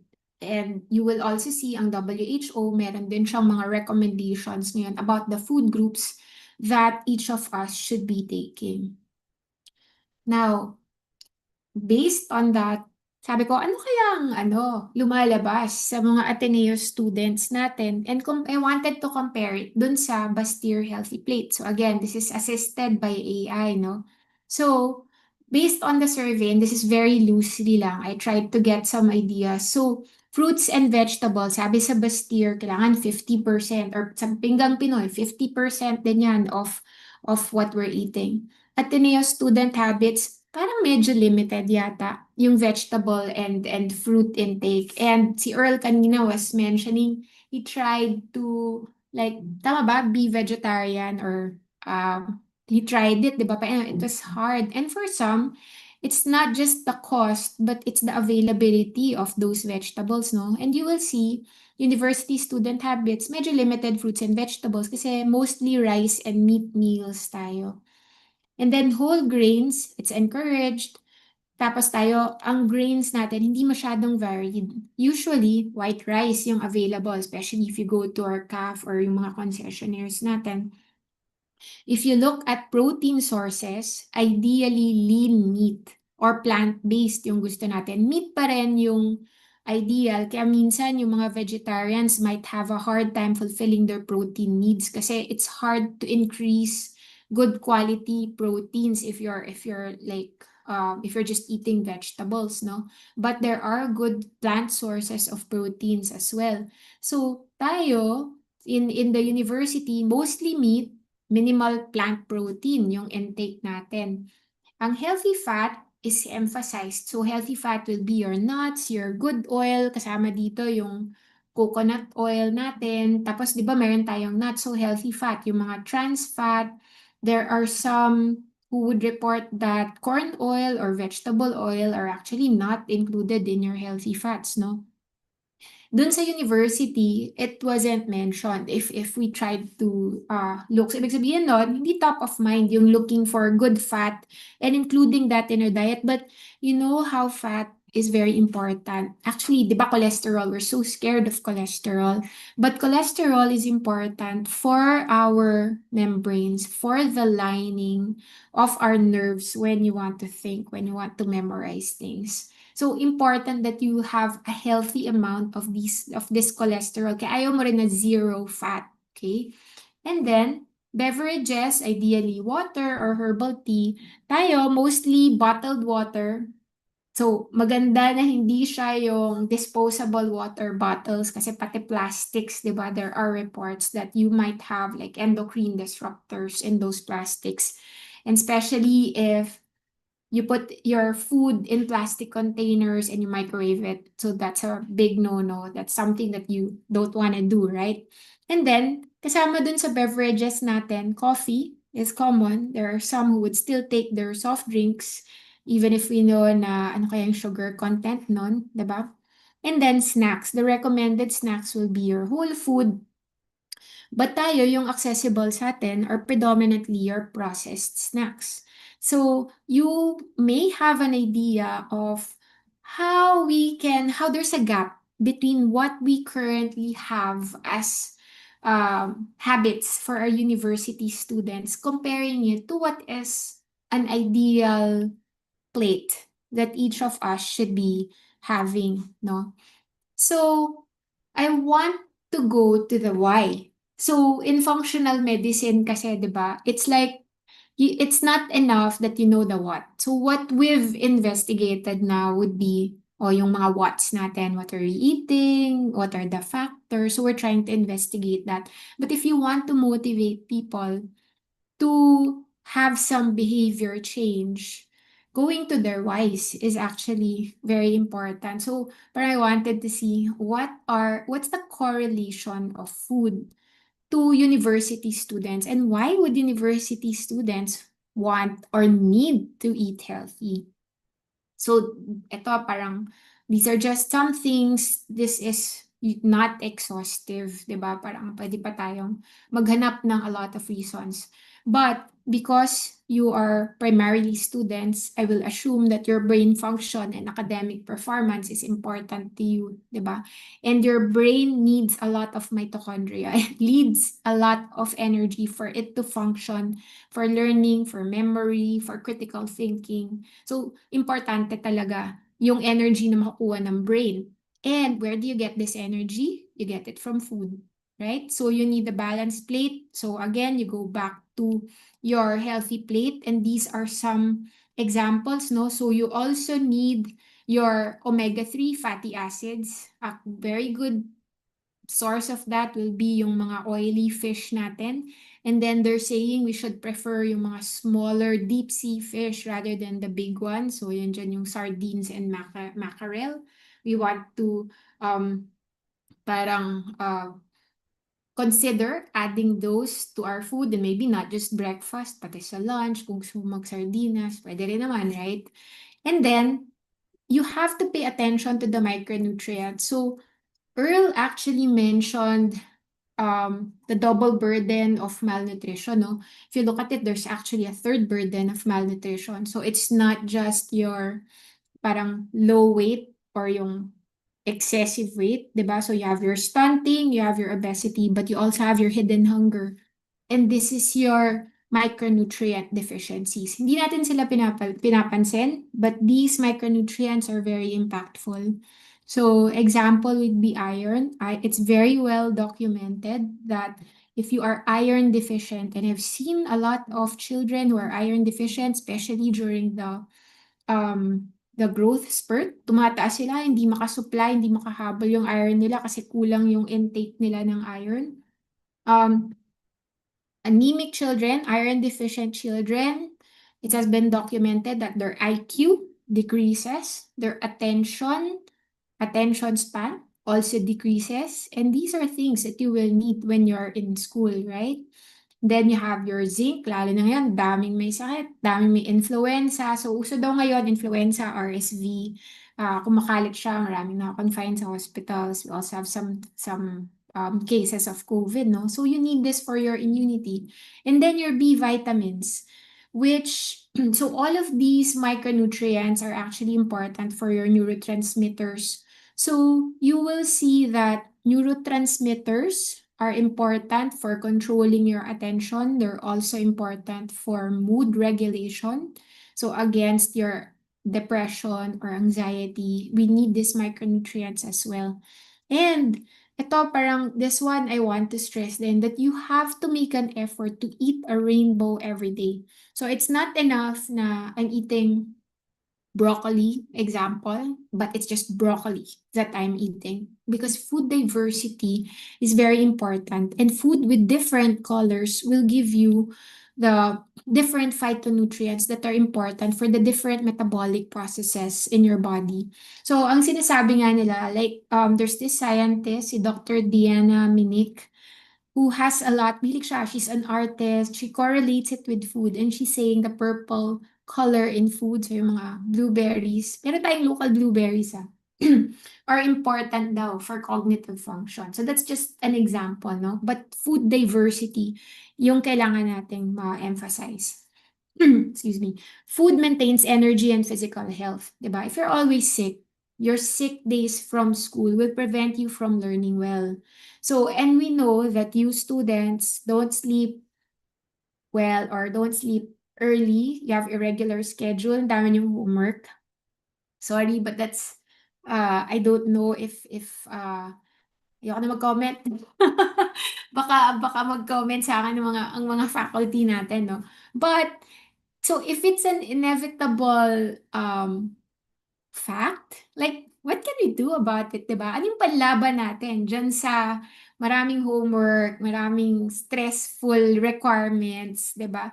So, you can actually use food to leverage against all of these like stressors that you have in that environment. So balanced meals will regulate your blood sugar, and that's important kasi 'di ba, like I'm sure you've heard of like friends who can be hungry. Now when they are hungry, they become angry, so they're not really very pleasant to be with, 'di ba? Protein is very important. If you lack protein, sobrang diet ka, nawawala na yung protein. Kunyari, crackers lang lagi kinakain mo. You're usually irritable.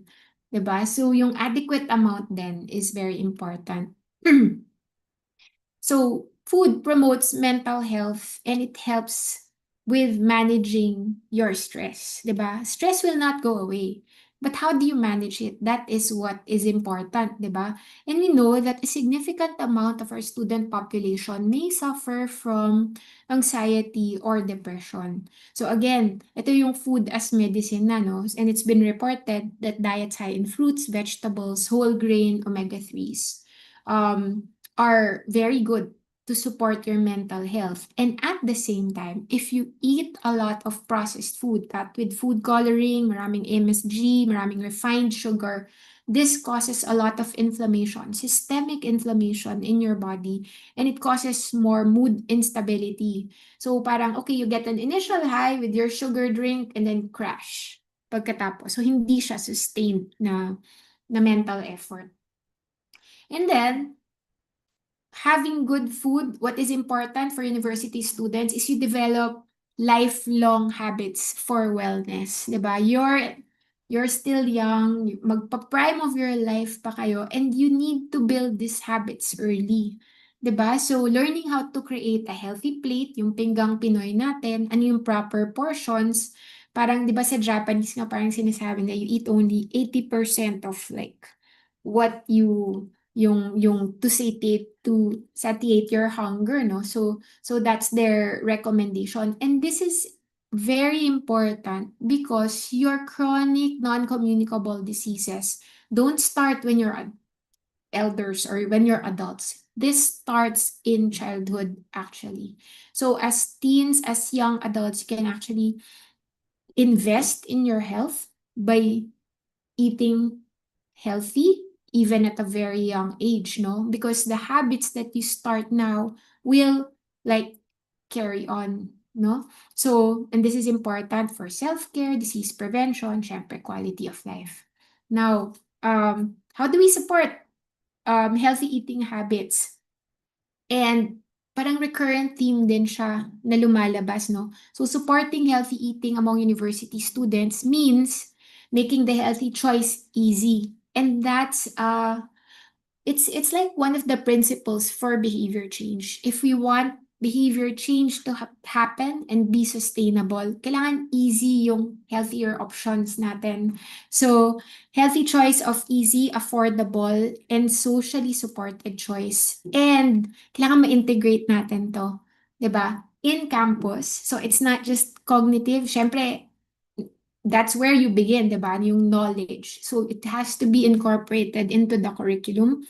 It has to be incorporated in how we design the cafeteria, where you will place your water stations, your drinking fountains, access to community, farm to fork options. So, kailangan malaman natin yung mga things na yun, no? And syempre yung culture. Culture that's unique to your own setting. And I think I heard that from Xavier you kanina.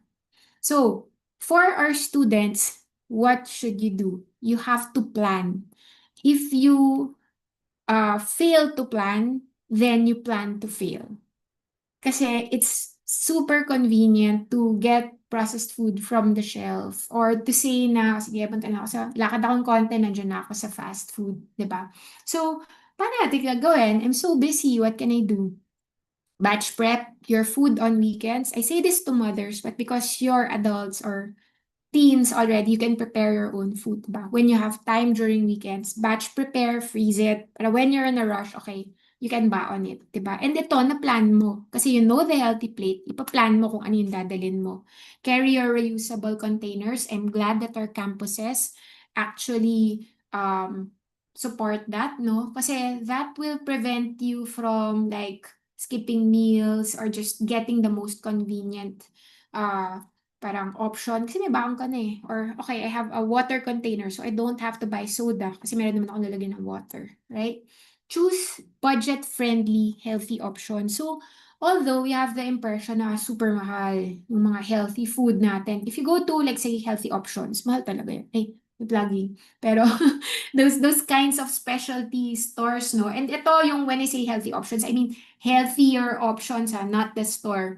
So, ano yung example nito? Kasi, ito yung specialty niya gumawa ng adobo with parang sitaw and ano. So, that was how we did it, no? And then, replace soft drinks. Ano mga pwedeng replacements? Ano yung kaya mong i-tolerate? Pwede bang infused water? Will that quench your thirst? Parang you need to be creative about it. And then, mindfulness, being mindful of your emotional triggers. Ito, dami nag-mention kanina, di ba? Yung stress eating, parang, 90% lagi yung nandun. Ano yung alternative mo to stress eating? Although, ito minsan binabalikan din natin yung family, no? Talk to your relatives then and find out what the habits of your family is. Kasi minsan nagsastart pala siya sa childhood. So if you have younger siblings, pwede mo na silang i-prep, no? Alternative coping tools, pwede bang deep breathing? Pwede bang I'll just walk with my friends instead of like eating with my friends in a fast food store. Lakad na lang tayo, usap tayo habang naglalakad. And then, ito naman, yung more systemic approach that hopefully our administrators or faculty can consider, no? So making healthy food affordable and convenient. I think we've been like hearing about this kanina pa, no? Cost is a major determinant of students' dietary choices. And hindi ko alam kung ano yung pwedeng gawin, let's say CAF, but these are just some examples. These are things being done abroad. But maybe if we have representatives from the student council who can look into this and maybe parang set up one micro goal, kasi it doesn't need to be, okay, I'm gonna change the whole system. That's not gonna work, diba? Choose a goal, a small goal, even on a personal basis or as a student council. And then focus on that muna. Kasi diba, parang may feeling of success din tayo. And then, creating supportive food environment. So, ito important din to, di ba? So, let's look into our canteens. I was talking to, during our collab in higher education, we were saying, pwede kayang yung mga student concessionaires, meron silang parang stoplight na parang pag naka-green, ibig sabihin healthy food to. Pag red, alam natin na, kunyari, chicharong bulaklak. Alam natin na medyo i-avoid natin yun. But parang merong visual reminder if it's healthy or not. Have water accessible. And then, I don't know if Savor you has like more access to this, no? Pero yung farm to campus, partnering with local farms in yung Tanging Yaman Foundation natin, 'di ba? Merong in Ateneo de Manila, access to food from the farmers. I wonder if we can take advantage of that.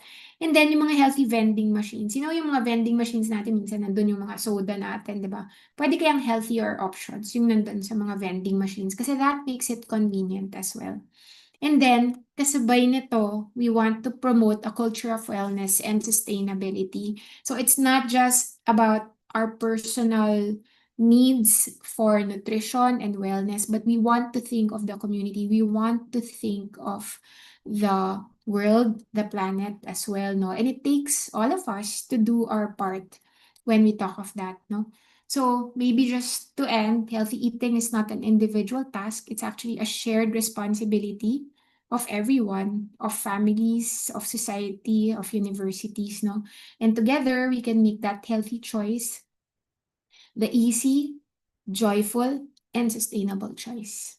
So, thank you po. Thanks for your attention.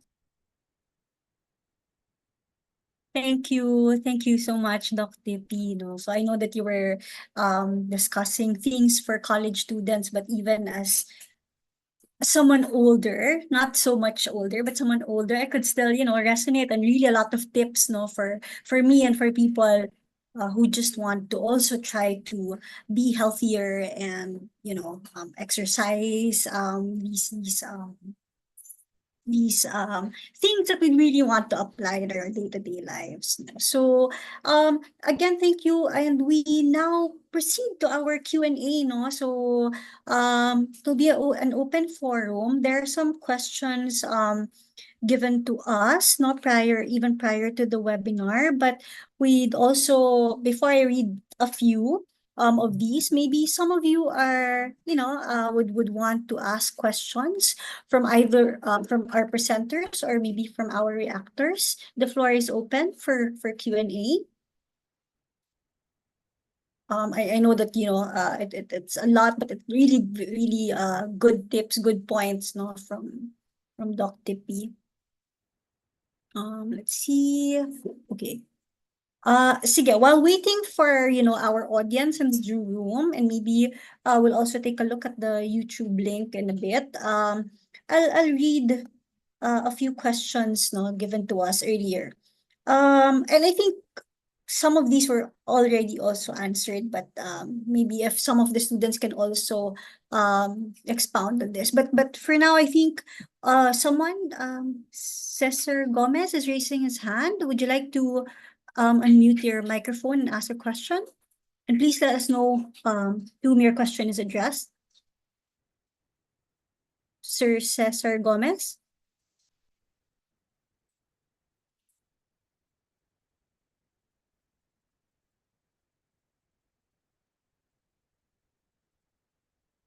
Sir?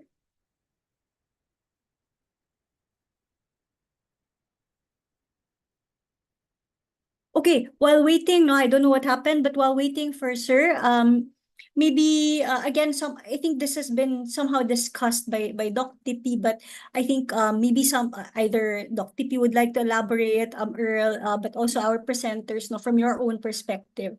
So somebody asked, given the busy lifestyle of students, are there other practical and affordable ways to maintain a healthy and balanced diet? I think Doc Tippy really eloquently enumerated some of these, but would anyone want to add to what was already mentioned in terms of practical and affordable ways to maintain a healthy and balanced diet?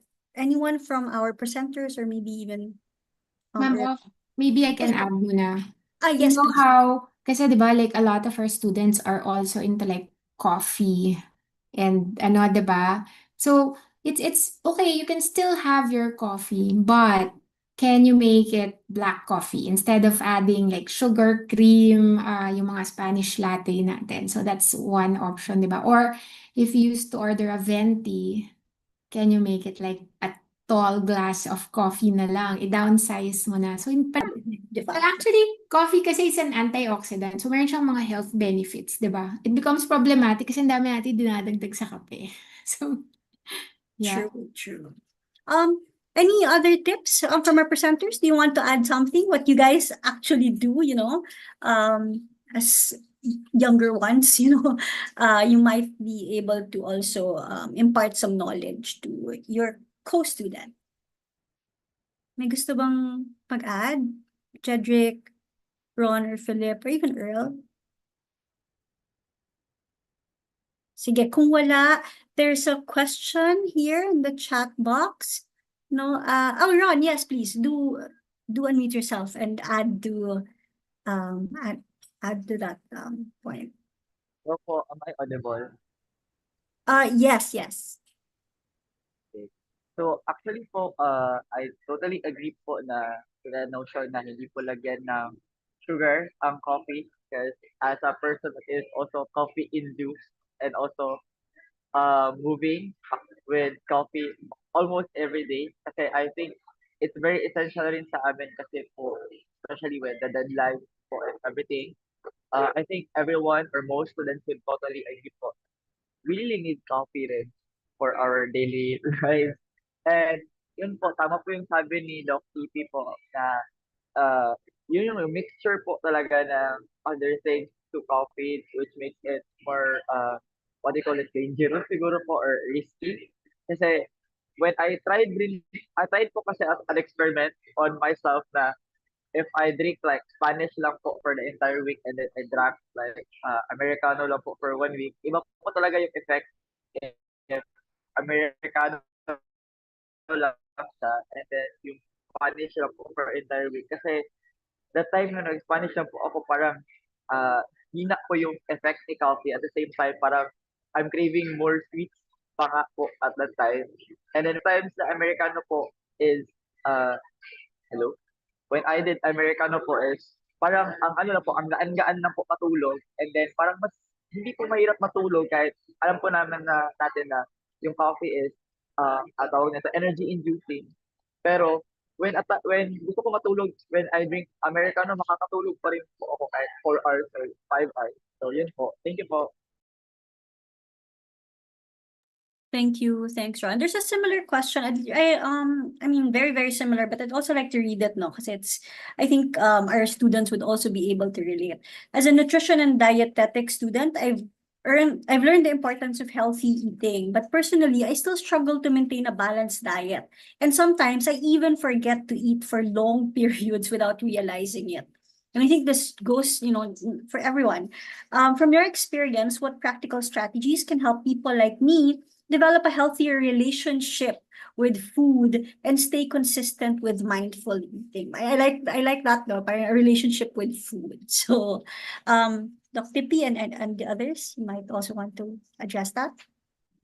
Sige, ako I agree, 'di ba? Kasi for us, a lot of our eating habits are so related with that relationship with food. Kasi like halimbawa, like in our family, weekends namin, na buong clan nandun, it's so fun, parang ang daming chika, lagi may food nakasama. Kaya food is sometimes associated with all of those happy moments, 'di ba?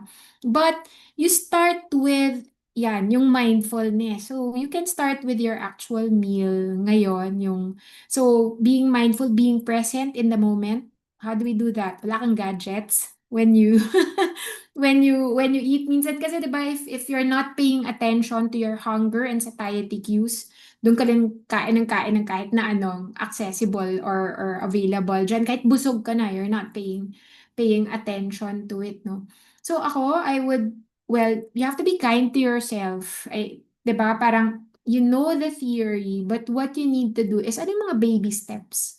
And you start with that from the theory that you know, what can you add on to it? So, one of my kids when they were younger talagang resisted having vegetables or even like tolerating it dun sa table, no? So we started with, oh, sige, I'll give you one leaf of this vegetable. I'll put it on your plate. Ganun lang muna. So ganun yung start nila, no? When they were young. But ngayon, my suggestion, especially for mga college students, university students natin, why don't you try planning what you're going to eat for the week?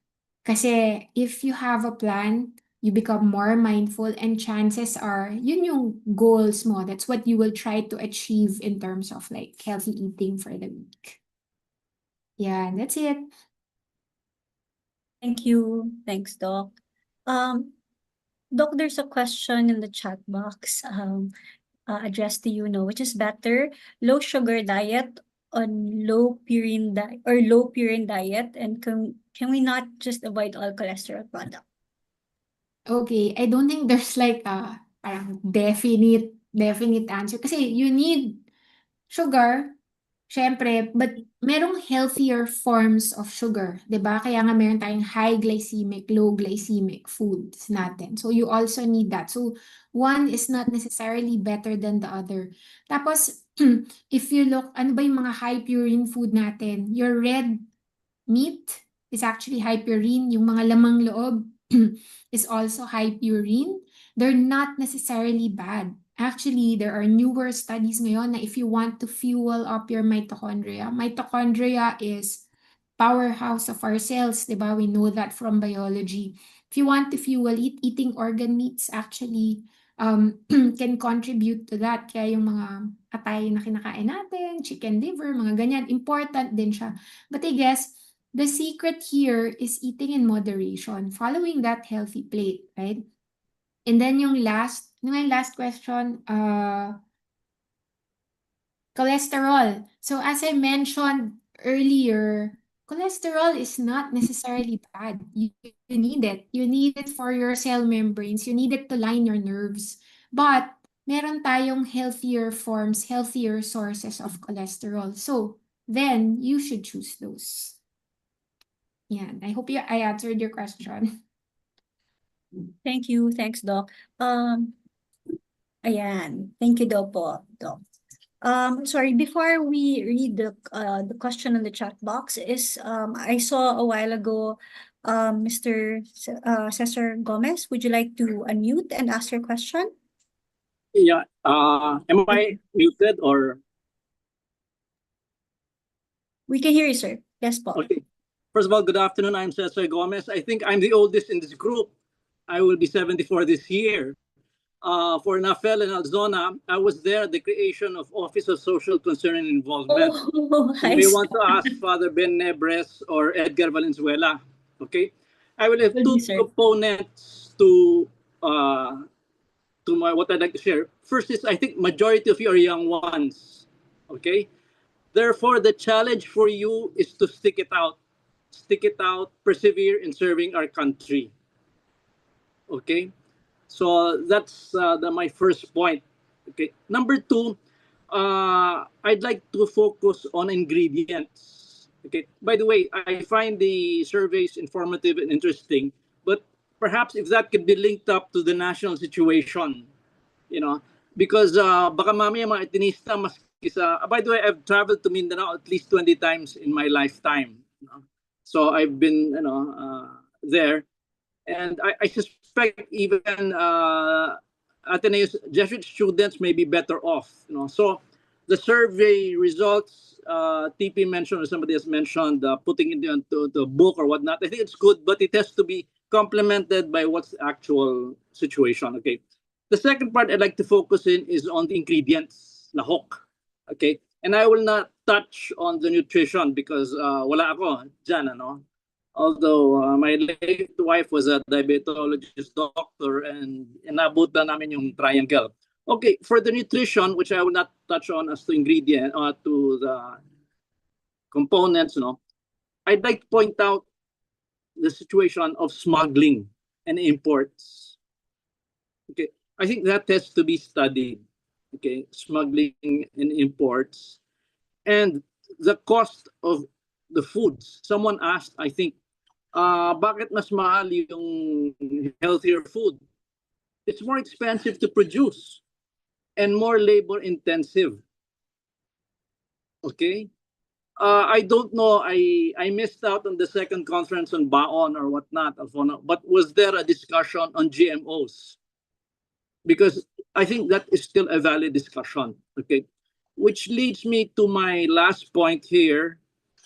I think it's good for the Jesuit schools and students to link up with farmers, fishermen, and rural workers. Why not have a yearly anniversary of the Jesuit schools linking up with farmers, with fishermen, and rural workers? Therefore, there's going to be an affinity, a K-ring, which you will bring into the situation. Because without that, oh, by the way, we still have the situation of climate change and then the soils, the poor soils. These will impact into the quality of the ingredients. Ako mismo at my age, namimili pa ako ha. Aside from Rustans and Schumann, I go to the palengke. Talagang, because I enjoy it. Okay? And so that's it. My final note is on the viajeros. There are times viajeros are demonized. Okay? But for me, we must give competition to the viajeros. Okay? So I did not touch on the medical, on the biochemistry of the ingredients because I did not know the methodology. I was just, I'd like to attend these seminars, webinars. But also I'd like to say, finally, I'm doing OMAD. And ang problema ko sa OMAD is that by myself, kaya ko, but when I have meetings outside, it's hard naman to say, I will not eat, so, and if the food's available or not really that, if there are red meat and all that, mahirap eh. So maraming salamat, and that's what I'd like to say. And I think the ingredients, tignan nyo kung saan galing. Not just because it's red meat or gulay and all that, that it's, baka wala ng nutrient value. Maraming salamat. Maraming salamat. Thank you. Thank you po, sir, for those points. No, I think some of the points that you mentioned, sir, it would be good also for us to consider for our next webinar. So we regularly have these webinars, and I think the idea of being able to just have something annually in terms of our partnerships with different farming communities, no, our office and alongside all their counterparts have a lot of partnerships with farming communities, and it'll be good to I'd like- focus on that also, sir. I'd like to help out with that. Sure, sir. Sure, sir. Thank you. We'll take you up on that, sir. Thank you. Sure. All right. Sige po, no. I'd like to read here one comment. Would like to share the alternatives for coffee. Go for tea bags, loose leaf bag, or green tea for energy boost since it contains caffeine, and flower-based teas like jasmine or chamomile for more relaxed moods. Good before sleep time. It can be, if can be avoided, drink it with the honey than the preferred sweeteners. I think it's also a very good just alternatives for all of us. No? So, sige po, may tanong pa rin po ba? But before I wait, before I go back to the chat box and read it, maybe I'll just read a few more questions na lang po, no, that were sent to us earlier today. Doc Titi, do you have healthy or organic alternative foods, and where and how can these be accessed? No, again, the question on access and well, knowledge in terms of what are other organic and healthy foods and where to get these. So we always want whole food, 'di ba? Yung niluluto talaga. And ako, I'll agree with Sir Cesar, go to the palengke. It doesn't need to be expensive, doesn't need to be those like specialty stores. Whole food pa rin yung puntahan po natin. Yan. So baka mag-enjoy din tayo sa trip to the palengke. Thank you. Thanks, Doc. Yes. Palengketis. Sige po. May isa pong tanong dito, no? Very interesting also, and I guess helpful. It is true, no, that in terms of demographics, iba yung demographics ng different Ateneo schools. Of course, we also encourage the other universities and even communities to have some sort of survey also that could help inform us of, these choices, but at the same time, help us create programs and even our policies, no? But one interesting point is how would the marginalized group or people enjoy nutritious food in a basic way? Because we're really, as a country, as a community, we're experiencing economical problem and fluctuation of global market that affect the way of living, especially of the small people. So how could marginalized people enjoy nutritious food in a basic way? Doc? Ako rin sasagot. Hindi. Alam mo, parang, I would say, look at your local resources. Diba? You know how during the pandemic, people started planting vegetables or herbs or looking into what's accessible in their villages or yung community area nila. So, meron tayo minsan mga community gardens. We hear of that. And siguro gusto ko rin yun i-correct kasi even the rich communities can have what we call food deserts. Food desert kasi wala silang access to food. Ang meron lang silang access would be mga stores like 7-Eleven or those mga parang supermarkets na puro expensive din and hindi naman kayang ma-afford ng lahat ng tao, 'di ba? So I would probably want to explore the local community, 'di ba? So one thing you can probably do is get in touch with your LGU and let's come up with projects as students of this university reaching out to the LGU. Maybe that's one thing that we can start, diba? And making it accessible. So parang if you can pilot a study, then you can share it with the different communities that you partner with. Thank you. Thanks, Doc. There's one in the chat box. It says, well, hello and congratulations to resource persons and doctor. What are your thoughts on the new proposed House Bill 5003, which proposes to raise excise taxes on sugar sweetened beverages from 6 pesos to 20 pesos per liter? 12 pesos to 40 pesos for HFCS. Is this tax justified as a public health measure? And how confident are we that the earmarked funds will be used as intended? With the winking emoji.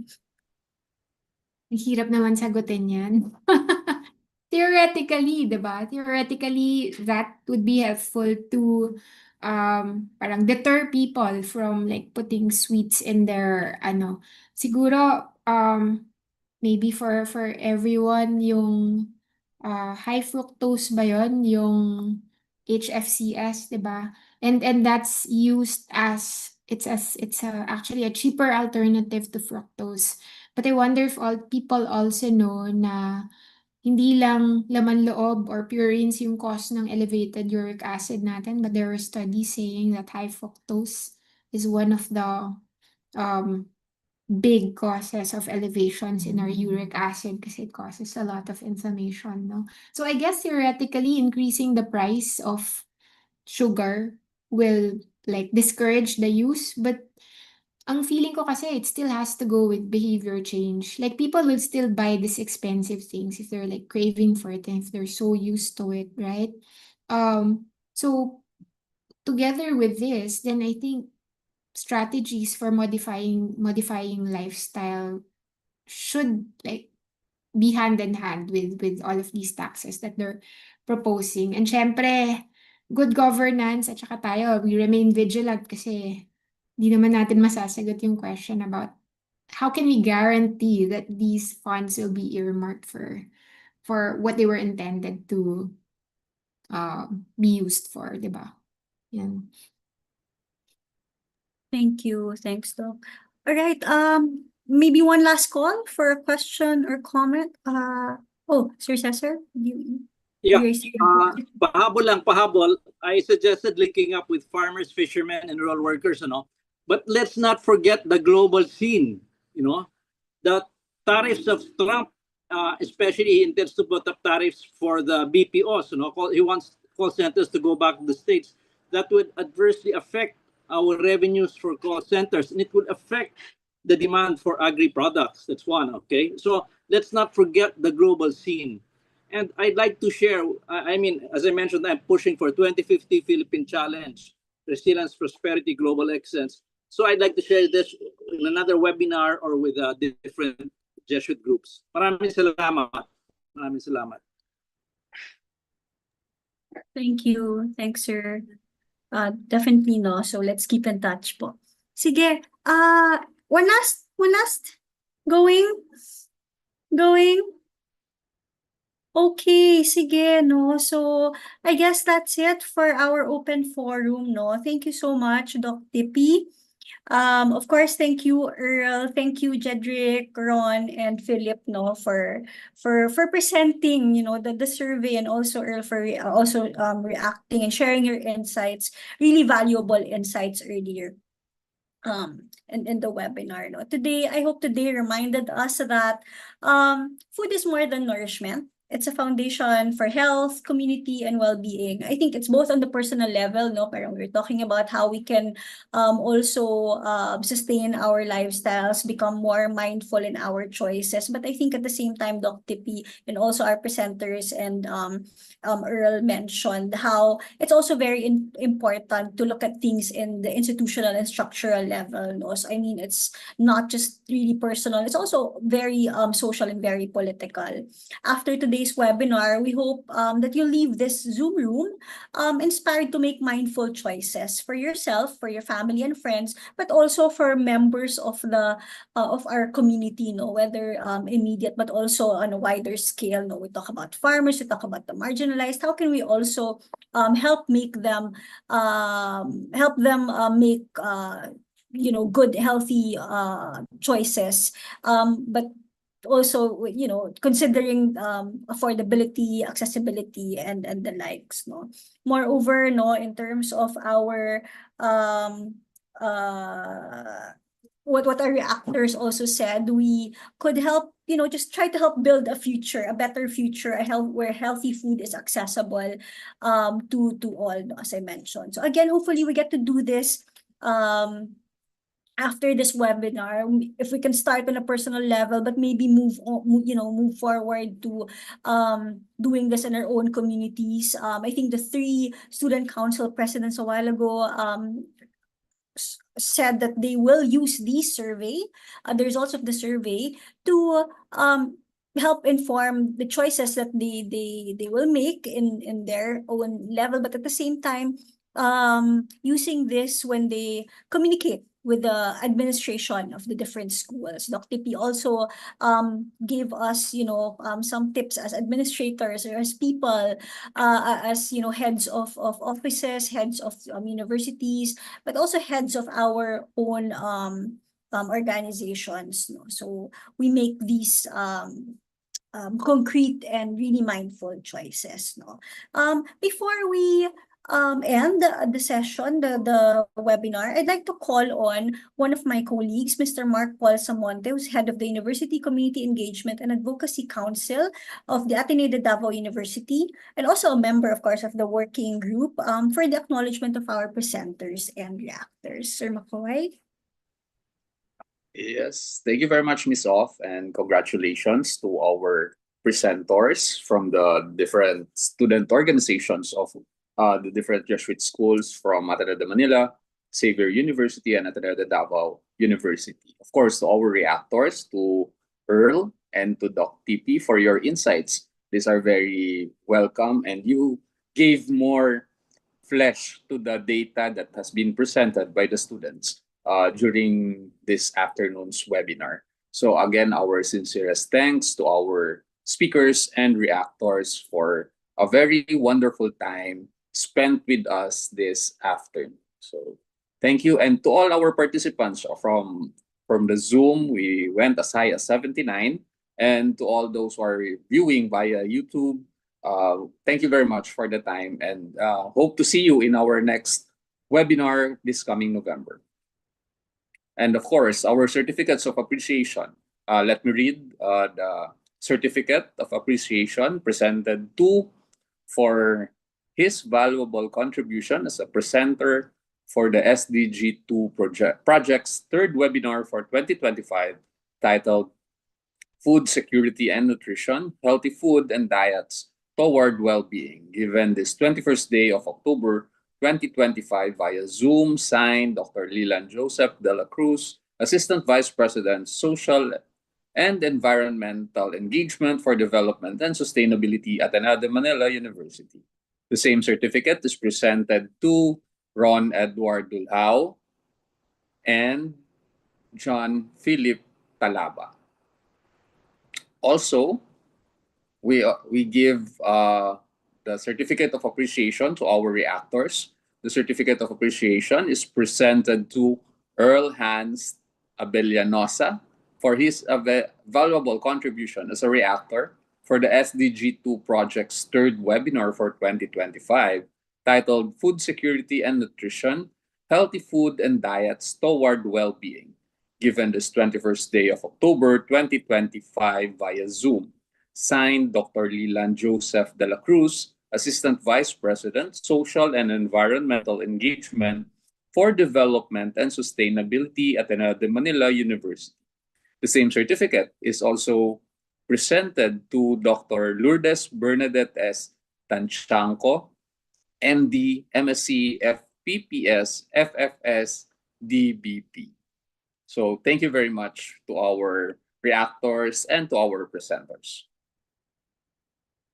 Okay, now we'll do the group photo. Ako na po ang gagawa. So I'd like to ask our team from SEEDS to stop share muna so I can capture the remove spotlight and then gallery view. There, okay. There's 5 pages, so please hold your smiles. Say 5 pages po ito. Okay, starting with the first page.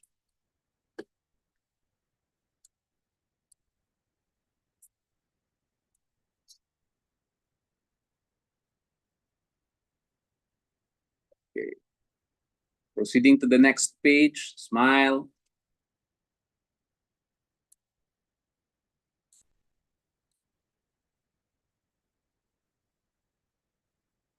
Page 3.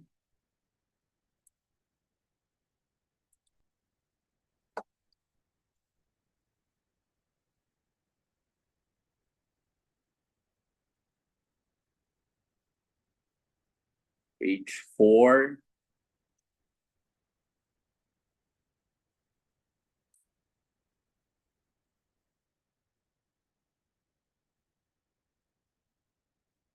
And the last one. Page 5, smile.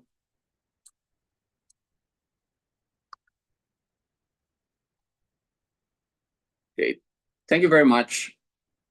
Miss Off, back to you. Thank you. Thank you, Sir McCoy. Thank you, everyone. I hope you guys also learned a lot. No, I certainly did learn a lot from our presenters and from our reactors. No, just I just forgot to mention a while ago that there were some questions that I was not able to ask. No, I think because some of the questions can be good starting point for discussion for the next webinar. And there are also some questions that I think maybe I could also help forward to Doc Tippy. I think that she has a new radio show, tama Doc, no? Baka pwede rin maging topic din ito for that show, no? So we do collabs also, and yeah, and we can help promote these kinds of collaborations and discussions. So here on the screen, you will see the Food Systems Community Dialogues FB group page. So if you'd like to join the to join the group page, please do so.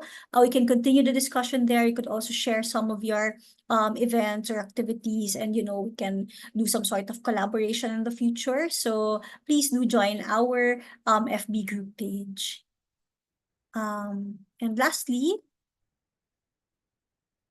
all right, ayan. So, as I mentioned a while ago, we do this regularly. We hold webinars, and your feedback will be very much appreciated. No? So, if you can, please scan the QR code, or Ika there.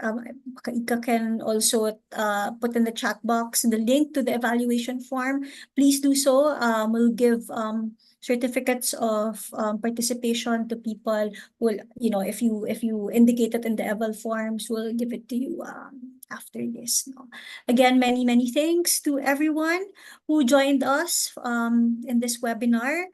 Of course, thank you once again to our presenters, to our reactors, and to everyone for being here and always being parang part of our advocacy of food security, nutrition, and living a healthy life, and diets toward well-being.